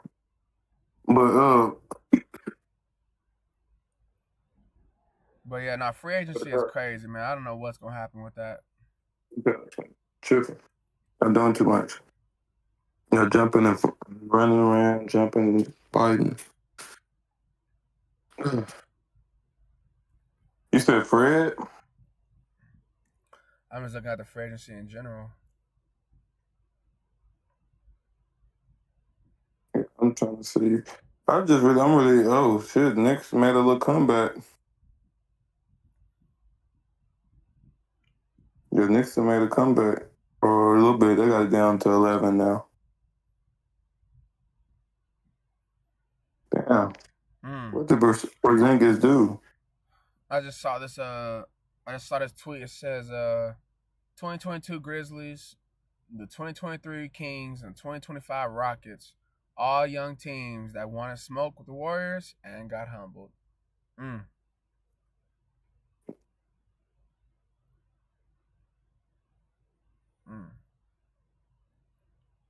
Yeah, Sacramento's a very interesting team. I don't know what's gonna happen with them. But you look at Memphis, they didn't keep that team together. Houston, I don't know. I hope they do. But You said they need to keep their team together in Memphis? No, they didn't with Dylan Brooks and John Morant. Houston gonna keep it. Houston, the man, any team. I told you I wanted to play fucking Rockets or the Warriors. I thought we was gonna get to the second round because I thought it was gonna be easy. But definitely, if we played the Rockets, I thought it was gonna be barbecue chicken because they offense is nasty. Sengun can't beat you by itself, not like that. Not like that guy. Yeah, let's just put it out. Yeah, that was just wasn't it. I'm not. I can't believe that. But no, as far as but this we talking about the offseason team. I need to get back to the playoffs. With Porzingis down, they say it might just be for night, nothing crazy maybe, but you never know with his ass. How did that do it? Because we said the Celtics healthy makes it. So now, without the Boston Celtics healthy, it definitely favors the West. And whoever come out the West now win. So there's definitely a chance for a Steph or a Jokic ring. Or Edwards ring. Oh my God. Yeah, any of them. If Anthony Edwards makes it to the finals, he's the face of the NBA officially. Yeah. I think SGA has to win. And I don't think nobody wants him to be the face. Yeah, no. Jokic doesn't want to be the face. Steph's 37. Fuck that nigga. That's American. You know, quick stat, and then I'll talk about the next thing. Andrew Nembhard is currently the all-time leader in career playoff three-point shooting percentage in the history of basketball, ABA and the NBA. Dang. No more? Andrew Nembhard has 3 or more threes in 4 of the Pacers' 6 playoff games. He had 0 playoff games of 3 threes in the regular season this season. Okay, I fuck with it. I ain't gonna hate on it. I fuck with it. But what I'm saying is, if you got Jared Allen on an island, Ty Jerome on an island, yeah, buddy, that's gonna happen. I mean, yeah, it's gonna happen. That's what I said. New more, that's false stat, but yeah, fuck it. But yeah, but that means the Celtics not healthy. I think the Celtics can still beat the Pacers maybe without Porzingis, but I don't want to see any West team versus Pacers finals. I won't do the pod for the whole fucking series. Yeah, that's nasty. I'll go to sleep. Yeah. But I remember Luka when he was on the Mavs like 2 years ago. He said, "I don't want to play forever. I want to play a little bit and then go home." Do you think that opinion has changed? Who? Luka. No, that nigga playing in that he going home and playing in the summer league this year, but maybe that's to stay in shape. I'm saying that he said he didn't want to play a lot in the NBA. Like he didn't want to play till he was 35, 40. Yeah, I know that's scaring me right now because he's going home right now. Shit. He playing in the summer league in that little summer league this year. You seen it? Nah, I didn't. Yeah, he playing in his hometown, like his home country, EuroLeague or whatever. So shit, I don't think that changed, but I think Luka gonna give it a few more attempts to get a ring and go home. The niggas like that country, and he rich now, and his money at home is it's gonna be Luka Doncic country at that point.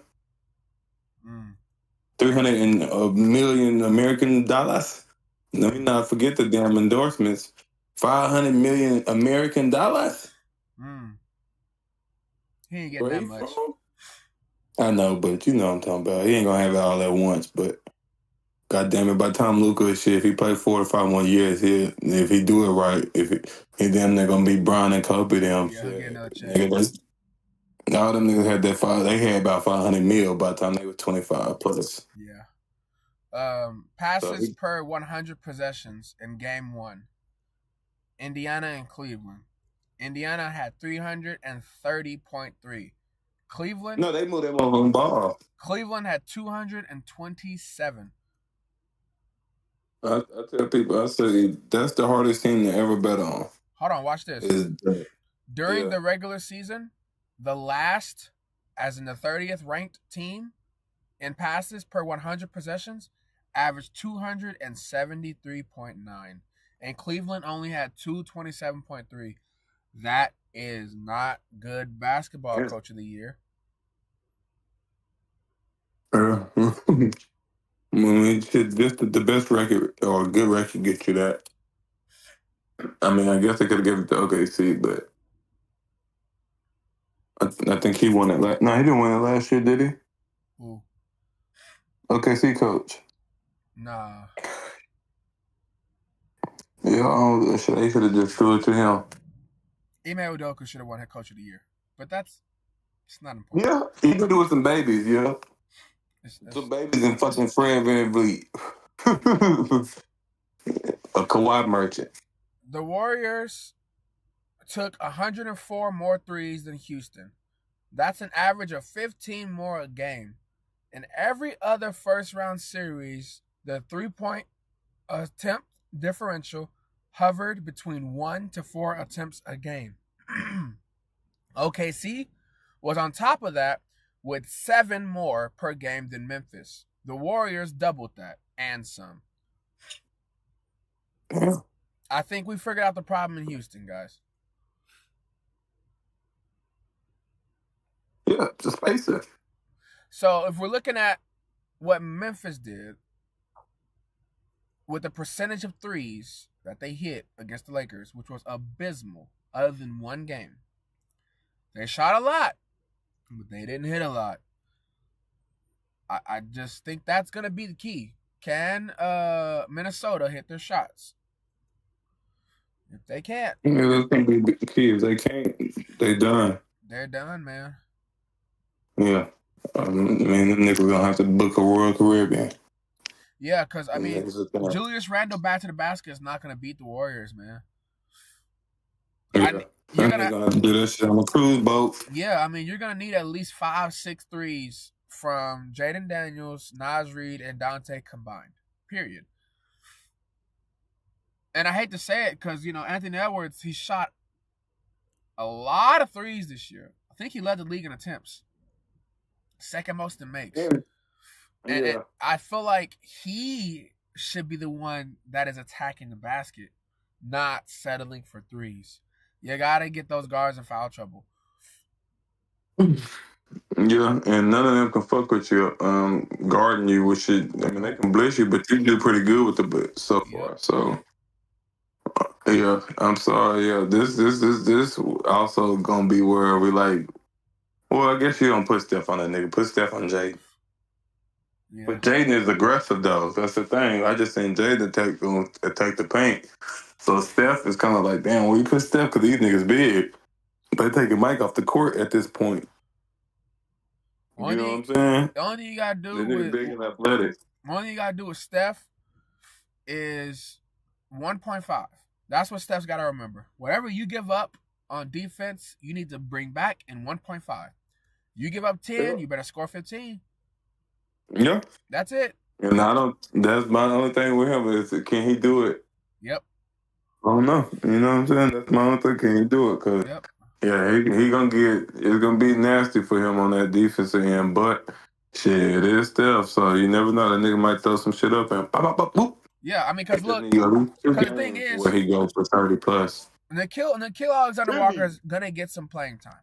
He's gonna get playing time because there's no way. I like Dante, but there's no way they're gonna rotate Jaden and Dante on Steph. That's not happening. Dante's a good off-ball pickpocket. He gets in lanes. Yeah, off-ball to get in lanes, and then he get his blocks in lanes, and shit helping. Yeah. Or he got good instincts. Okay, that nigga about to go shoot.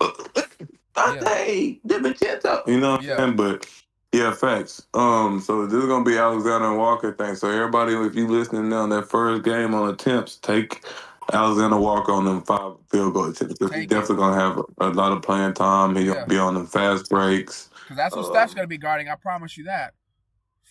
Yeah, and shit, that's what you're gonna try. Or Mike Conley. Mike ain't gonna get that much minutes. You better hope not. He ain't get that much minutes. Just Lakers series. This Mike last year. Mike played enough in the Lakers series to move the needle. Yeah, I know. But he ain't gonna play that much in this one. I don't think so because he's got to keep up. He's got to keep up. Yeah. Unless they find a pods, he's like a pods matchup. Kuminga's got to play. Look, I don't know what they got to do in 2 days, but Kuminga has got. They cannot allow offensive rebounds against Minnesota because they shoot a lot of threes. If you give them more attempts from threes, it is not Sengun and Amin Thompson shooting the threes. This time for Kuminga to try to prove his worth. I mean, they fucking him on his contract, and anywhere he goes now, he gonna have to sign with Warriors again for less than what he was asking because they did the nigga wrong. But that's how you gotta do it when you start crying and shit. Listen, if the Warriors, this is a win-win. Yeah, this is a win-win for the Warriors. If you play Kuminga right now, and all he does is be what Amin Thompson was supposed to be, right? Like what Amin Thompson is right now is what Kuminga was supposed to be. And if Kuminga can be a slight variation of that between Amin Thompson and Andrew Wiggins, he has just enough value to trade for a superstar in the offseason. If he fails, then that's it. You don't have to deal with it.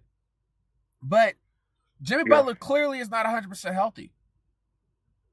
Even when he wasn't, that's not enough. I know, and Draymond Green cannot box out and guard. He's going to foul out.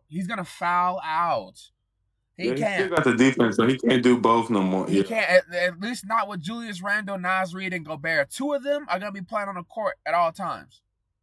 And the way the league goes, Looney can't play every game. Oh, no. Maybe the games in Golden State. Yeah. And Post is smooth.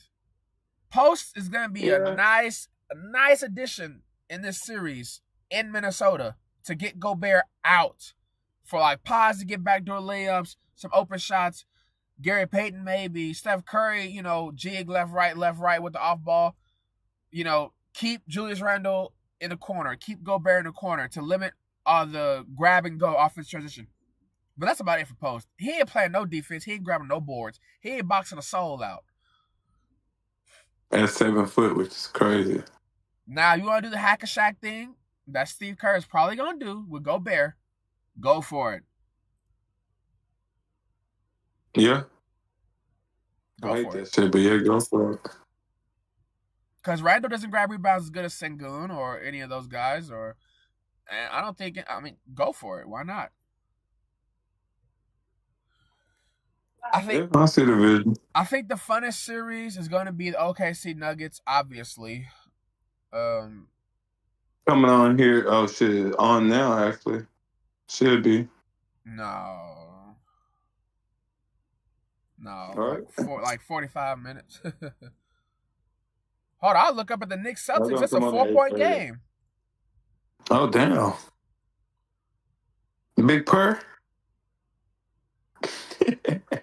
Oh, no, that's Brunson. Mikal Bridges, 2 for 10. There go your boy. That's your boy. Yep. He has 6 rebounds and 5 assists. That's your boy. You want to know something crazy? Milton Robinson got 0 points, 20 minutes. He is 3 for 10 from the free throw, but he got a plus-minus of plus 13. 7 boards. Somebody's got to do some coaching. That's Deuce McBride? Yeah, Deuce McBride with 11 points, but -7.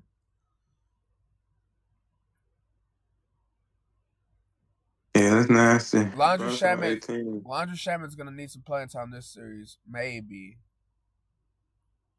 Even Celtics. Can you turn the camera? That's the reason. I was like, can you turn the game on real quick? They shooting 20. Oh man, Celtics gonna blow it. Look, bro, the Celtics are 26.7% from 3-pointer, 12 for 45. Man, please. I thought this was like a basketball game. The Knicks have 26 attempted threes. The Celtics have 45. All right, bro. Oh my God. All right, I'm glad I'm not watching that game. That's a waste of time. What? That's nasty. 45 attempted threes. Yep. Are they not trying? They just throwing shit up. Jaylen Brown is 0 for 8 from 3. Derek White is 4 for 13. Thunderstorm in there.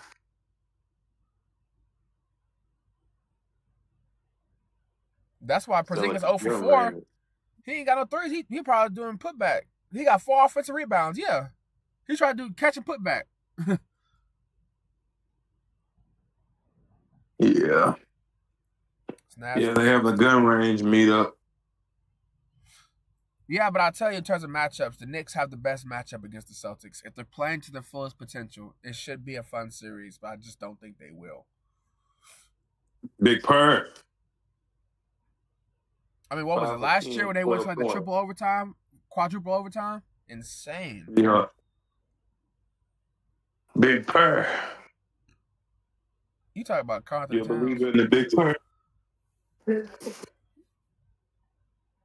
Hungry? You believe in Karl Anthony Towns? No, there's something wrong with him. I don't know if it might be a mental block. OG Anunoby. He's so weird too. He on and off great defense, well, good defense. Yes. I've seen him get exposed a few times, but yes, but he gonna get out there though. He gonna get out there. And shit, if he hitting them the nights he making threes, he very valuable. Yeah. I mean, isn't everybody? But the night that OG Anunoby, when he's making like playing and hitting threes too, he's a true. But you can say that. You can say that about the whole Knicks roster, bruh.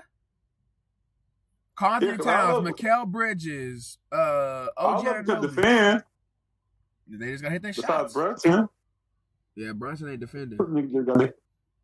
They gotta hit their shots. Yeah, all of them can defend though. Yep.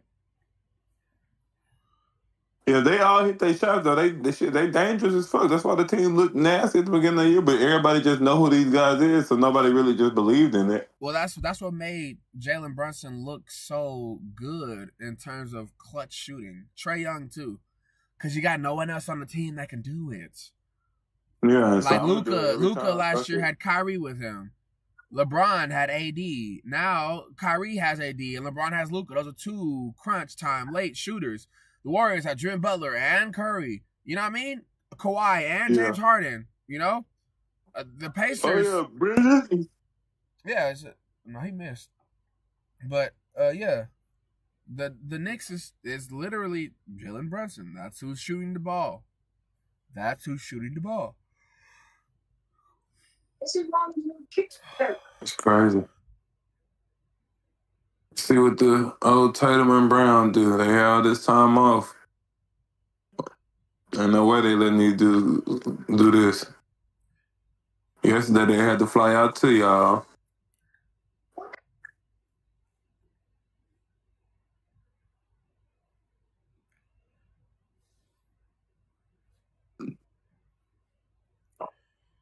So what you think? You think if no Porzingis, you think the Celtics can still get it done? A championship? No. The West? Yeah. They lose to any team in the West. They lose to any of the 4 teams in the West. Absolutely. They might not even beat the Pacers.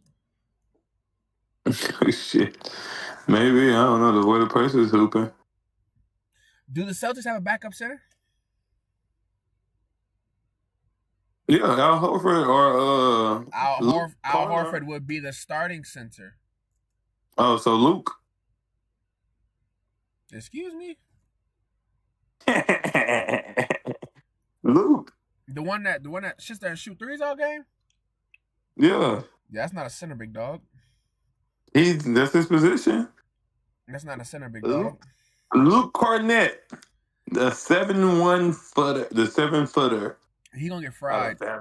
Fried and dry. Out of Vanderbilt. Now they got that one dude, that black dude. What's his name? We don't got Robert Williams no more. No, he's like number like 88 or something. Like he. He nasty. Hold on. You talking about Quita Nemus, the 7-footer? Yeah, him. He a boomer. He a boomer. He'll go in there, boom that thing. That's about it, Yeah, though. but that's about it. They get him off the court. You know what? Celtics fan gonna say that man once he plays 20 minutes of the game, he ain't gonna be able to look at white people the same after that shit. Tie game. Tie game. Yeah.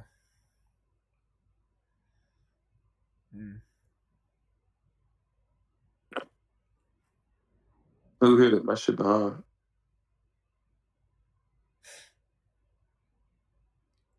You said what? Oh, OG and I know we pickpocketed and boom the hell. The real OG. I'm serious, man. Yeah, go ahead and get a second. Get some. You got it. You got it.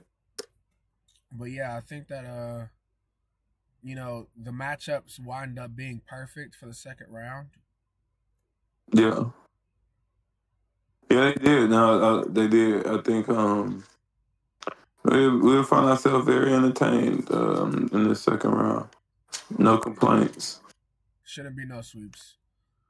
I don't think. I think that it will be 6 for most of the games. For most games, yeah, maybe some fives and some, just it didn't go their way at the end, even though it was close. Yeah. Like one team in the first round, but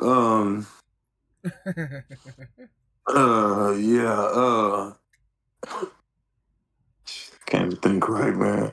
Every game under 6, basically. But yeah, shit.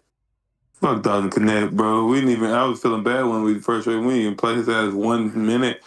I don't care if Mark Williams is injury prone. We would have got it done with Mark Williams. I swear. I don't understand why they stopped playing him. Yeah, I don't either. Oh, I don't care if he's missing, bro. Gabe Vincent is missing. He's not playing defense. Dalton at least trying to get you some defense. If there was injury reports that were true about the Austin Reeves thing, then Dalton Connect definitely should have played more. Like, come on, bro.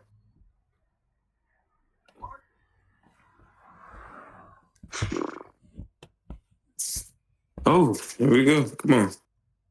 What we got, though? What we got? Ooh, shit. Drew Holiday. Yeah. I'm a little behind, y'all. Need a timeout. But yeah, man. I don't know. Charging. Damn. How you feel about the Ravens draft picks? I like them. I definitely, like I said, I seen we had got some receivers like we need it. I don't think any of that's gonna make no just immediate impact. I wish we'd have got something that was experienced enough or whatnot. But hey, it is what it is. NFL is not like the NBA, so you don't see too many crazy moves in the offseason or nothing like that. But can I go to catch? But yeah, so hey, we just going to war, I guess, with the same team. I seen the Justin Tucker release today. Break my heart, but I don't speak on shit that I don't know about, so I gotta wait for more details to come out. Yeah. They say it was for business reasons. Yeah, I mean, 16 allegations. But the guy that y'all signed supposedly hit a 75-yarder. Yeah, I seen that off a T, but we'll see, man. Justin Tucker, but yeah, when it's 16, just not gonna speak on it, man.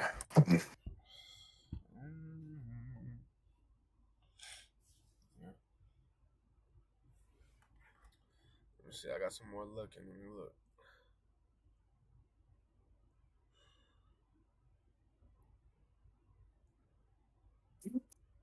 Yeah, I'm put how I felt in a group chat, but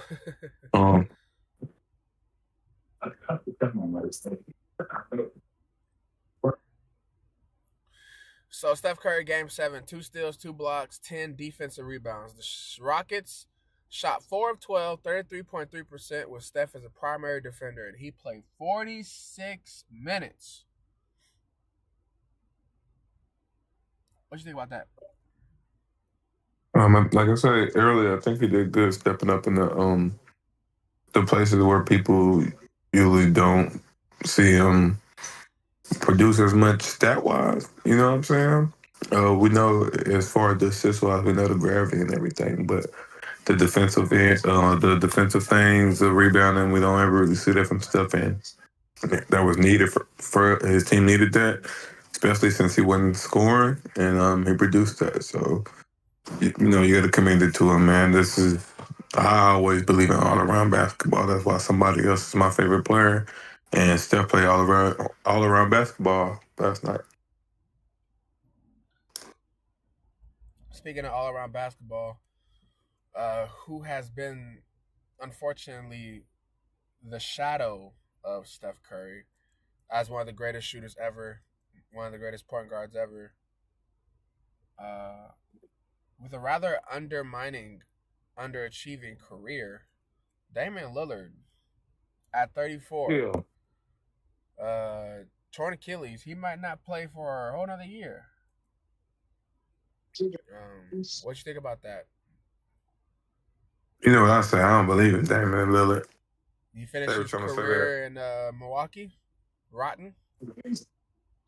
Yep. Yeah, I think so too.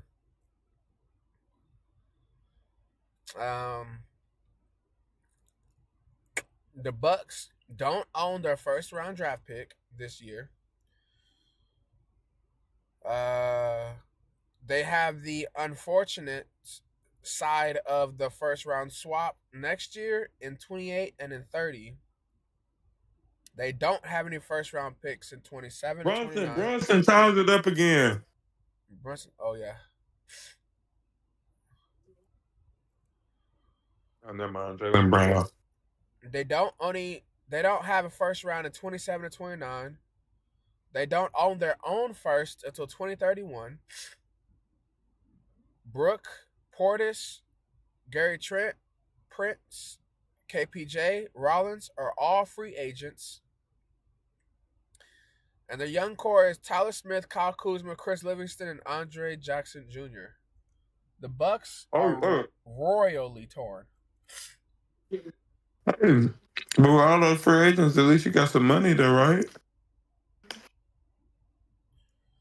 Yeah, they lose. No, they nobody want to come to Milwaukee though. Yeah. If they lose Giannis, nobody wants to go there. Yeah. And even with Giannis, I don't think he can convince anybody really to go there. I don't think so either. Damn. Yes, someone in the comments said the Eagles got good draft picks. Yes, they did. They did great in a bunch of positions. Very good feeling. I don't think there's any holes for that team, so it's not like I was like expecting something. Got a safety, needed a safety. Got lineman, needed lineman. Got defensive lineman, needed defensive lineman. Got a corner / rover. Got it. Fill the positions. So works out great. Yeah. Knicks take the lead, by the way. If you're not watching. Ooh. Yeah, Are you watching? They up 3. Hold on. Yep.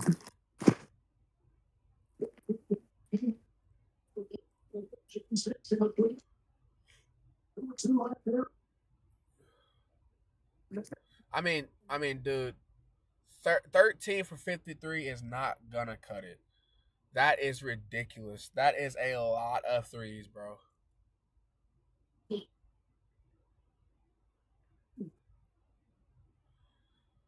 Jaylen Brown is 0 for 9 from 3, 6 for 18 in the game, and still has a +1 plus minus.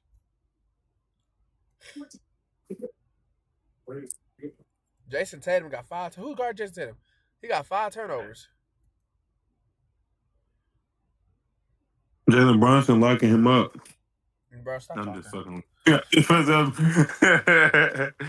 You better get mad. The two leading rebounders on the court are Josh Hart with 11 and Jason Tatum with 15.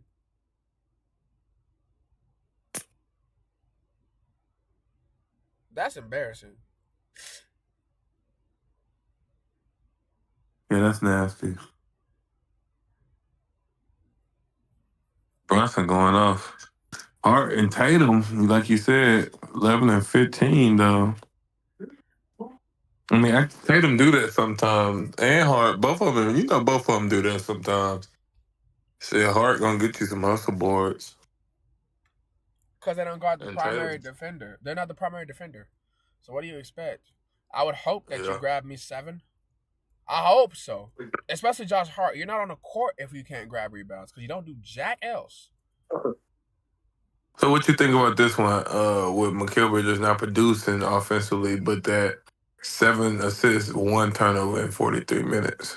It works because of whatever he's doing on defense is clearly affecting what's going on. Yeah, he always has what I'm saying. He got 5 points, but he has a +3 +-, which means he is effectively playing on the court. Yeah. That's nasty, though. I hate that they do them like that with the 40 minutes. I mean, he got the most minutes in the game from either team. Yeah, that's Mikal Bridges has not came off the court once. That's the head coach. That's what he does. Yeah. He gonna run up to the ground. Give me 6 players that can do it. That nigga, I could tell that nigga at home he like to put his meat, his meat into a pot roast and let it slow cook. You're done. Let that shit fall off the bone. Yeah. He like his player, like he like his pot roast. Break when the fork hit it, huh? Huh? It breaks as soon as the fork hit it. So you put if it don't fall off the bone, it's free. Then Karl-Anthony Towns only got 23 minutes tonight. Is he hurt? No. Rotational piece. Because Mitchell Robinson got 7 rebounds, no points, but he got a +13, +-. Brunson going nuclear. That's what he does, man. Need to hit another 3. Jesus Christ.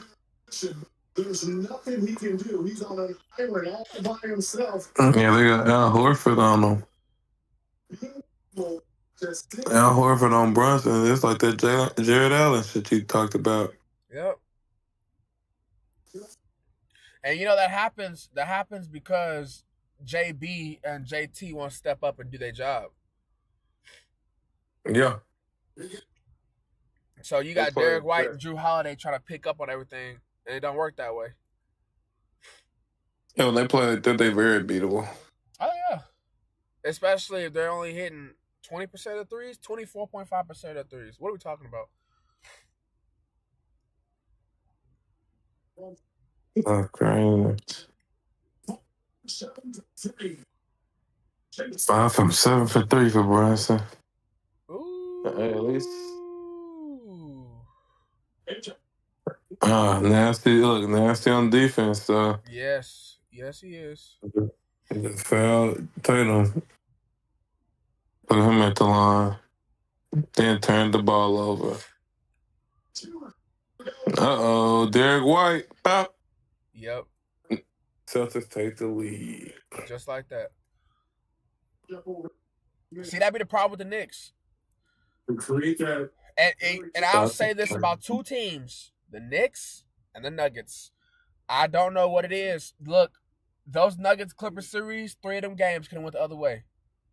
And 2 of them were in favor of the Nuggets. That should have been Clippers wins. And 1 Clipper win should have been a Nuggets win. The Knicks, same thing with the Pistons. And you can't do that against them good teams. Yeah. And then they just relied too much on the Jalen Brunson ISO ball. Like, that's just nasty. He's a closer. There's between being a closer and being the closer. Because when you're the closer, that means ain't nobody else going to do it. So we're going to blitz that ass. Now, if you're a closer, then it works. Like the Clippers, they had closers, but in a couple of games, one of the closers didn't show up. Yeah. The Nuggets got 2 closers. Jamal Murray is a closer in the playoffs. Hey, can I ask you something? Go. All right, let's just start with Ashore. They say he's the lesser of the two. Is Ooh. Brandon Miller better than him? Brandon Miller from the Hornets? Yeah. Ooh, I think in terms of being able to showcase his skill set, yes. I feel like you put them both on. I don't know because Brandon Miller is free to do more things than Ausar Thompson. Right. Facts. And then take into consideration, Mikal was suspended for a while, injured. LaMelo injured. PJ got traded. Brandon Miller was out there just free balling his life, having the time of his life, expecting to lose. When Ausar is fighting for minutes, so I really can't. I can't do that, you know. Yeah, it's not fair for us. We already know Wemby. We already know, like, them niggas was never gonna go number 1. Oh, you talking about 2023 drafts? I see. Yeah, look, yep. Because I know they were with the OT, so a lot of people were like, "What the fuck? I don't believe in these highlights." Yeah. I was one of those guys. What the fuck is this? Well, you know what I mean? The thing was, I think that Amin went first, and then Ausar. Yeah, that is what happened. Okay, and everybody was like, Houston got the wrong brother. Because Ausar can shoot better. But yeah, I personally thought Amin was better because Amin was more aggressive and played better defense in college. They both were like, not college. Well, OTE? Yeah. They both were like, athletic and quick, like twitchy and fast, but I preferred you can teach a jump shot before you can teach like instinct and aggression on defense, Yeah. Yeah. I feel that. Scoot fucking Henderson. No, that's a problem. He should not have gone number 2. He went number 2, right? And Miller went number 3. Even think that. Yeah, no, Miller went 2, Scoot went 3. Right. Yeah, because the Hornets didn't need a point guard. Look what happened. Look, Portland royally screwed themselves and several times, and that was the camel that straw that broke the camel's back. Because that was Dame saying, "Okay, I finally had enough." So at least with Dame being there, you filled the seats. But they just completely went for the rebuild with Scoot, and it was a flop, dude. And let him develop in the G League. Why is he still playing that many minutes in the regular season? Chauncey Billups, what are you doing, bud? Yeah, you think he's that bad? I do think he's that bad. I mean, he misses more layups than Westbrook. He doesn't have a jump shot. Yeah. He doesn't play defense. He is a terrible left-handed ball handler. He can't make the right pass. What are you there for, bud? Look, they should trade Anthony Simons for a haul. Or is that Pimpin? Who is that over there? Who's that? Oh, Sharp. Shaden Sharp. Trade for a haul. And call a spade a spade. Anthony Simons could definitely be on a contending team. For sure. Yeah, Simons good. He is very good. Like the ninth option? No. He could be a very complimentary piece, like a third option on he could be a third option on Dallas. Oh my God. Hey. 28 seconds left. 100. Okay. I'm looking. Somebody just entered the game for Jalen Brunson, so he won't have to play defense. Okay. It's that Steph shit. So that means New York is going to use a timeout to get him back on offense, unless it's a foul. Yeah, they got one timeout left. Okay. So they're not going to use that. They just put Miles McBride in for Cat, though. What are they trying to do? They got Miles McBride in. Mitchell Robinson's OG, in too then. Hart, Mitchell, and And McHale. Bridges. That's fine. That's fine. He Oh, missed. shit, they locked him up though. He got the Shit, rebound they too. locked him up though. Look at I Miles. missed it. Let me turn the game off. Hey, 5 They seconds just left. locked that nigga up. It's on They TNT. put a small ball in. Yeah. Man, you know what app you using. But No, I'm saying, you gotta find the cable channel. oh yeah. I can't believe that shit just worked. They just put that little nasty ass lineup in and it worked. They just called Who was guarding Tatum on the miss? OG. Oh, that makes sense. Bridges was on him. He got the switch. I think he ended up being on Brown or Horford. Oh, I'm way behind on the app. Hold on, I'm at 28.1. I'm about to watch it right now.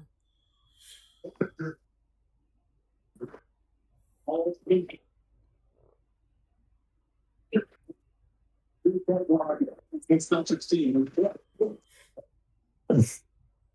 Now it's 7. They called a 20-second or a full Yeah, they timeout. got switched on them. They had Bridges on them, but they switched it. And then, Robinson, pop. And it really should have been a foul on Horford. They're going to overtime?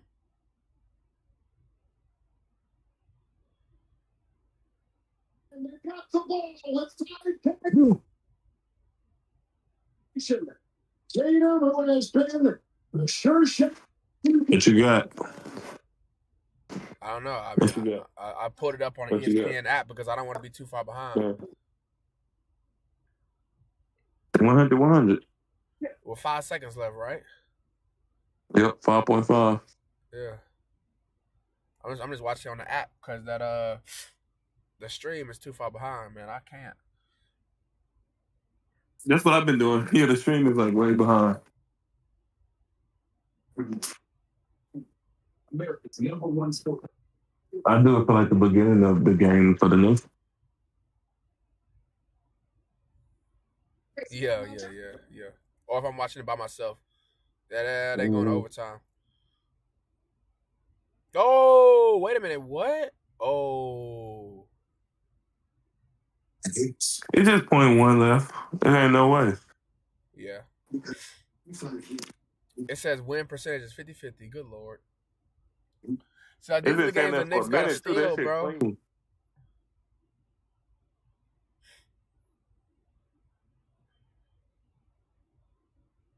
On a field and knocking down the dagger 3 in game 6. Can he do it again? Number 1, no timeouts for the Knicks. You've got to get the ball in.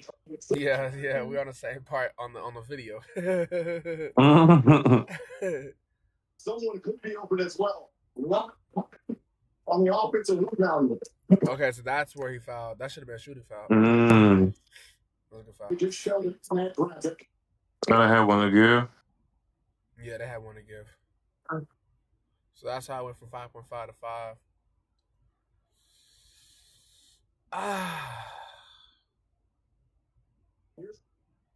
The ball back. Out of bounds. Can he get it back? Little dribble handoff here. Oh, he got to make that. Oh, he got to make that. Oh, he got to make that one. Left hand, left side, too. Man. Oh, boy. Door. Going to explode. Oh, you can't do that. Left hand, left side is crazy. Oh, my goodness. This has got to be a bucket. Oh. Yeah, no, that's got to be. They lost because of that. No, yeah, seriously. They yeah, that's going to hurt. That's one game. That's one game right there. One game swing. That's the one game they needed, yeah. Still the game on the something series is crazy. Clutch player of the year, right? Missing lays. That's tough. Room in front of you. It's almost like you can do this in your sleep. You've done it so many times. Like, that's wild. Yeah. She has a golf who's used to those teardrops. He's just smiling right now because he knows he missed the Ghibli right there. All right, the Celtics have it, Reg. 0.6 on the clock.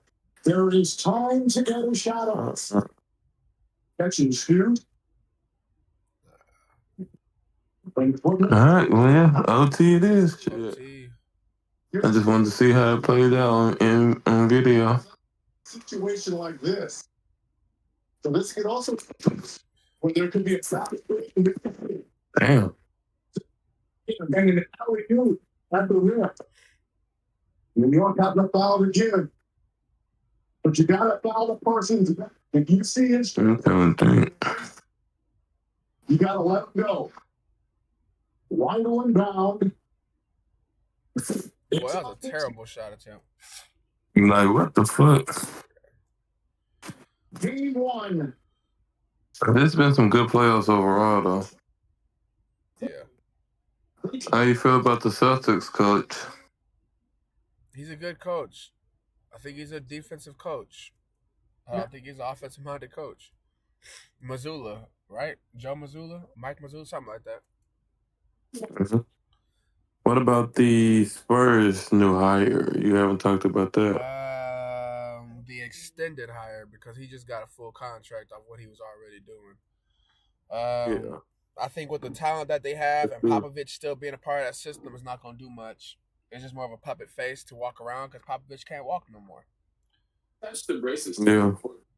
Superstars are still going to want to go to San Antonio. You think so? Absolutely. For certain type of superstars, of course. Every like, superstar. not like LaMelo. Every superstar. No.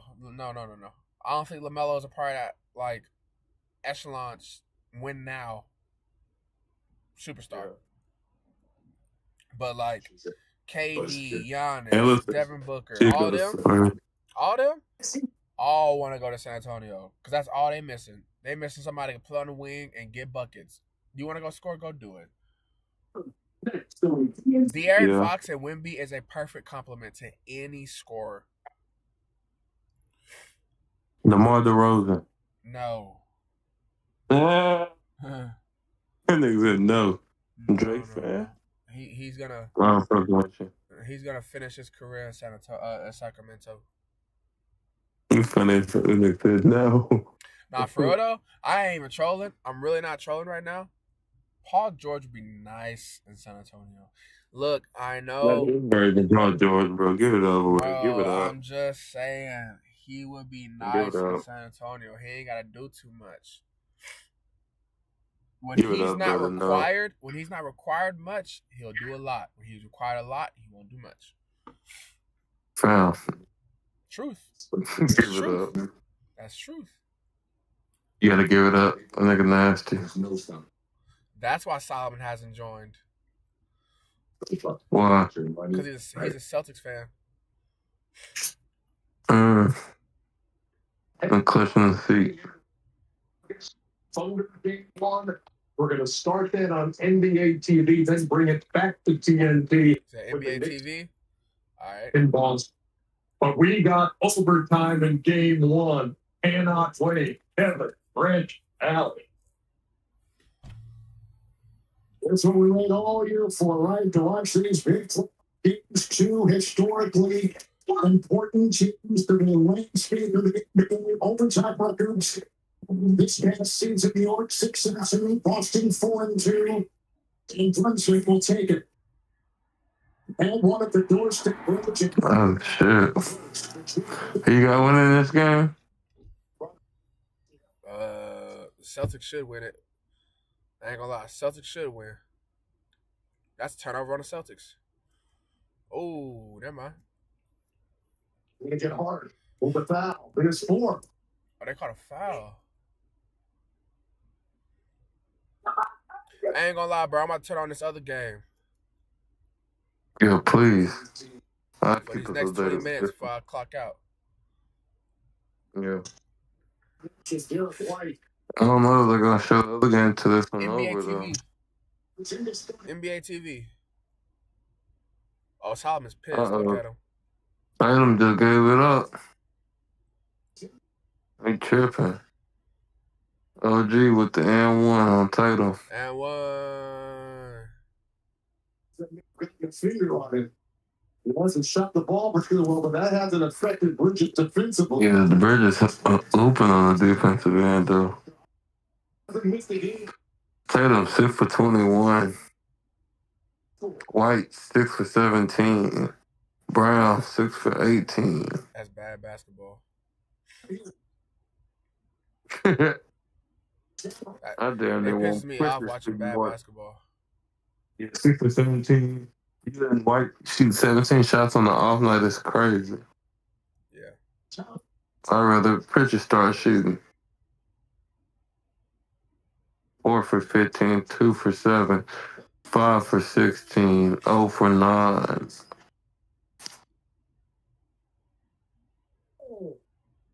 Nah, this game right here not even loading. This time we got too many people watching. Dang.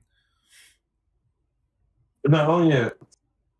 You know, they've been delaying it when the first game go to OT because they showing both on TNT. Yeah. They said they're gonna start at NBA TV though. Oh yeah, they'll definitely do that. But I don't even see it on ESPN. It's starting. 6-3, and it was OG that got the ball rolling for these Knicks in that third quarter. They're still 10-3 scoring. Oh yeah, OG be dancing when he hit. Oh, Miguel finally hit. Yes, he did. Yes, he did. 8 minutes. Damn, 48 minutes for Bridges. Talk about it. 49 minutes, I mean. OG got 43 shit. Top there by Brown to knock the ball out. Ooh, hold on now.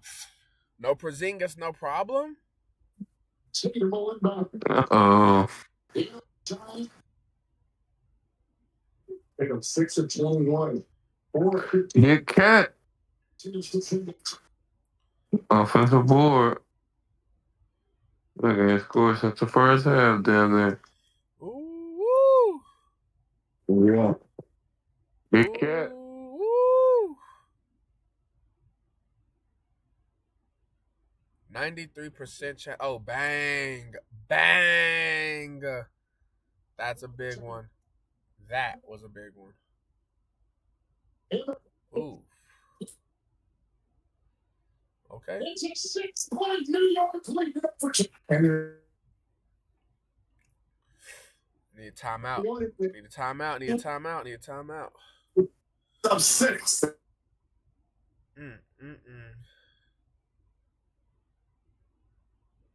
P. Brown. Uh-oh. The one make he got was right when they needed it. Right when they needed it. Oh, he doing too much.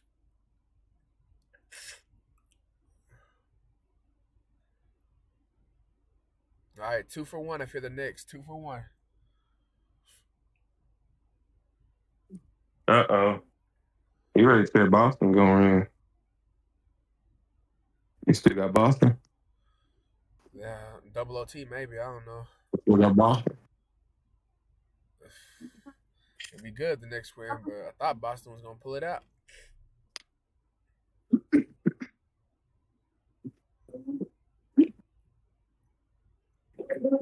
Uh-oh.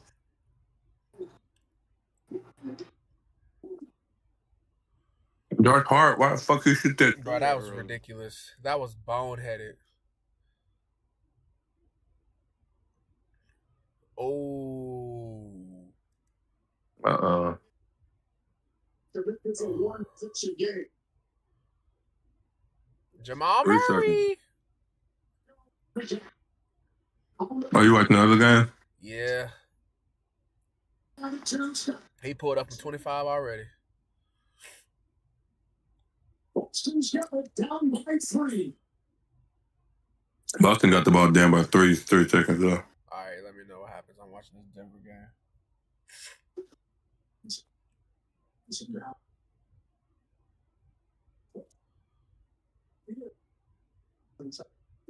here. It's like 1-4.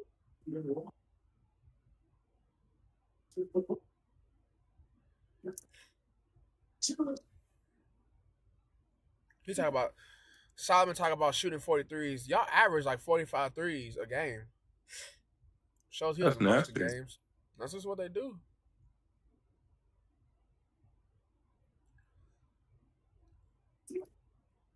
Oh, Jamal Murray trying to do something. Hold on. He was in possession of some reach. Oh, no shot.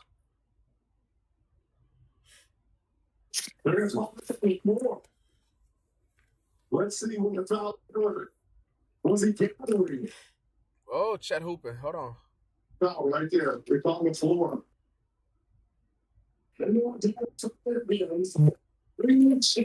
Ooh, woo. Hold on now. Yoke. Right there. 3 seconds left in overtime. The Knicks are on top by 3.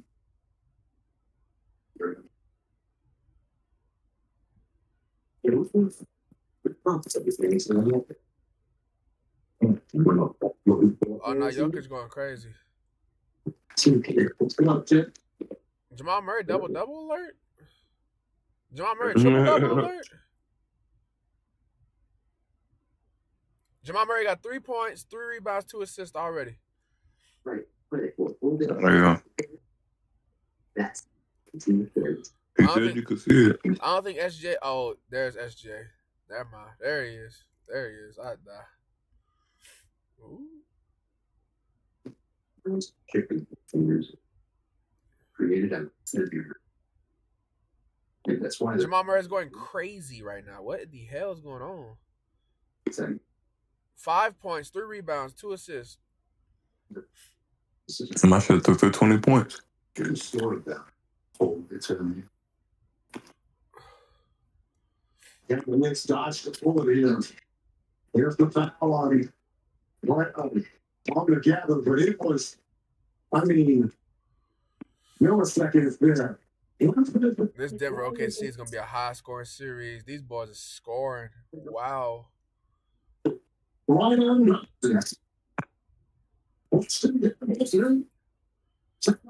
OKC 0 for 4 from 3. Nuggets 1 for 2. Every half court. So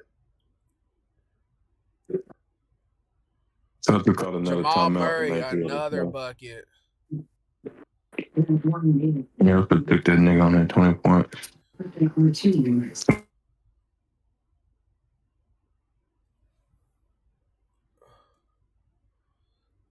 They still have 3 seconds left? Mm-hmm. There's SGA. Nope. Mikal Bridges just ripped Jaylen Brown. Oh, ball game. Can't go left-handed. I already know he put it in Mikal left-handed. Got it Bridges stolen. stupid. What a game from Mikal. Man, Chet blocked him again. Well, it's kind of like a steal more than a block.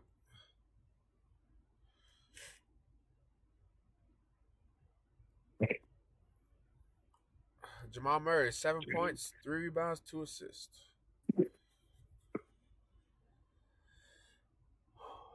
What happened?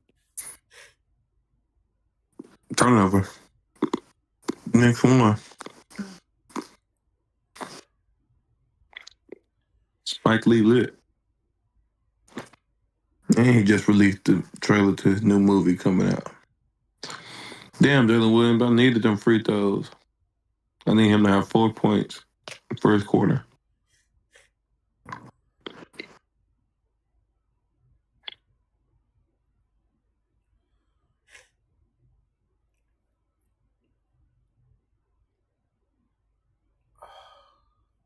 Man.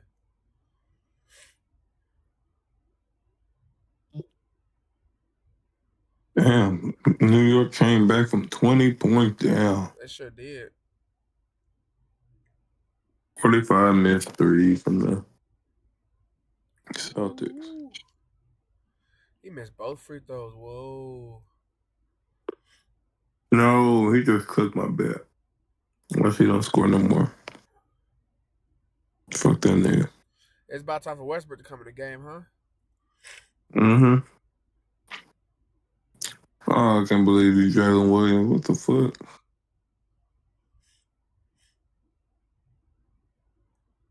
What the fuck, bro? And they about to take him out. And then his ass was flat. Oh, they're shooting so many threes.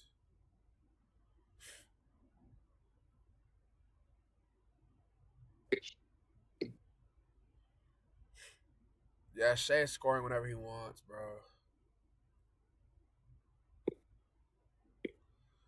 Nikolai. All right. Good start. Good basketball. This is good basketball right here. They're playing fast. They're definitely playing fast. I like that. I like that.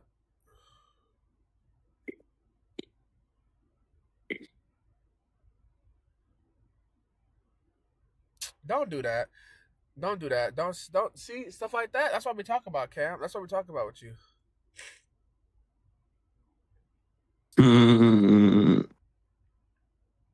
You funny.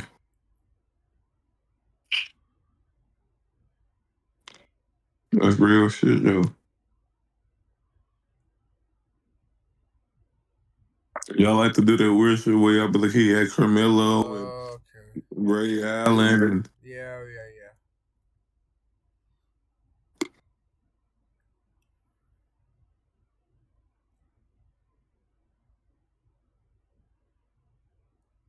I ain't gonna you lie. got the Canelo versus Crawford at the end of the year. You said what? Canelo versus Crawford. Oh yeah, in September, because Mexico's only fight on Independence and September. Yep. That's gonna start one of the biggest races was in the modern history. Like 5 or 6 people have asked me about that, and I gotta think about that for a little bit. I gotta go back and watch some tape, man. That's an interesting matchup. I think Terrence Crawford has the style to beat Canelo, but I don't think Terrence Crawford has played anyone as competent and big as Canelo either. So yeah, it's gonna be interesting. Yeah, that's fact. Yeah. But yeah, I'm about to go ahead and clock out, close out, y'all. Thank you guys for joining the episode of Go Talk.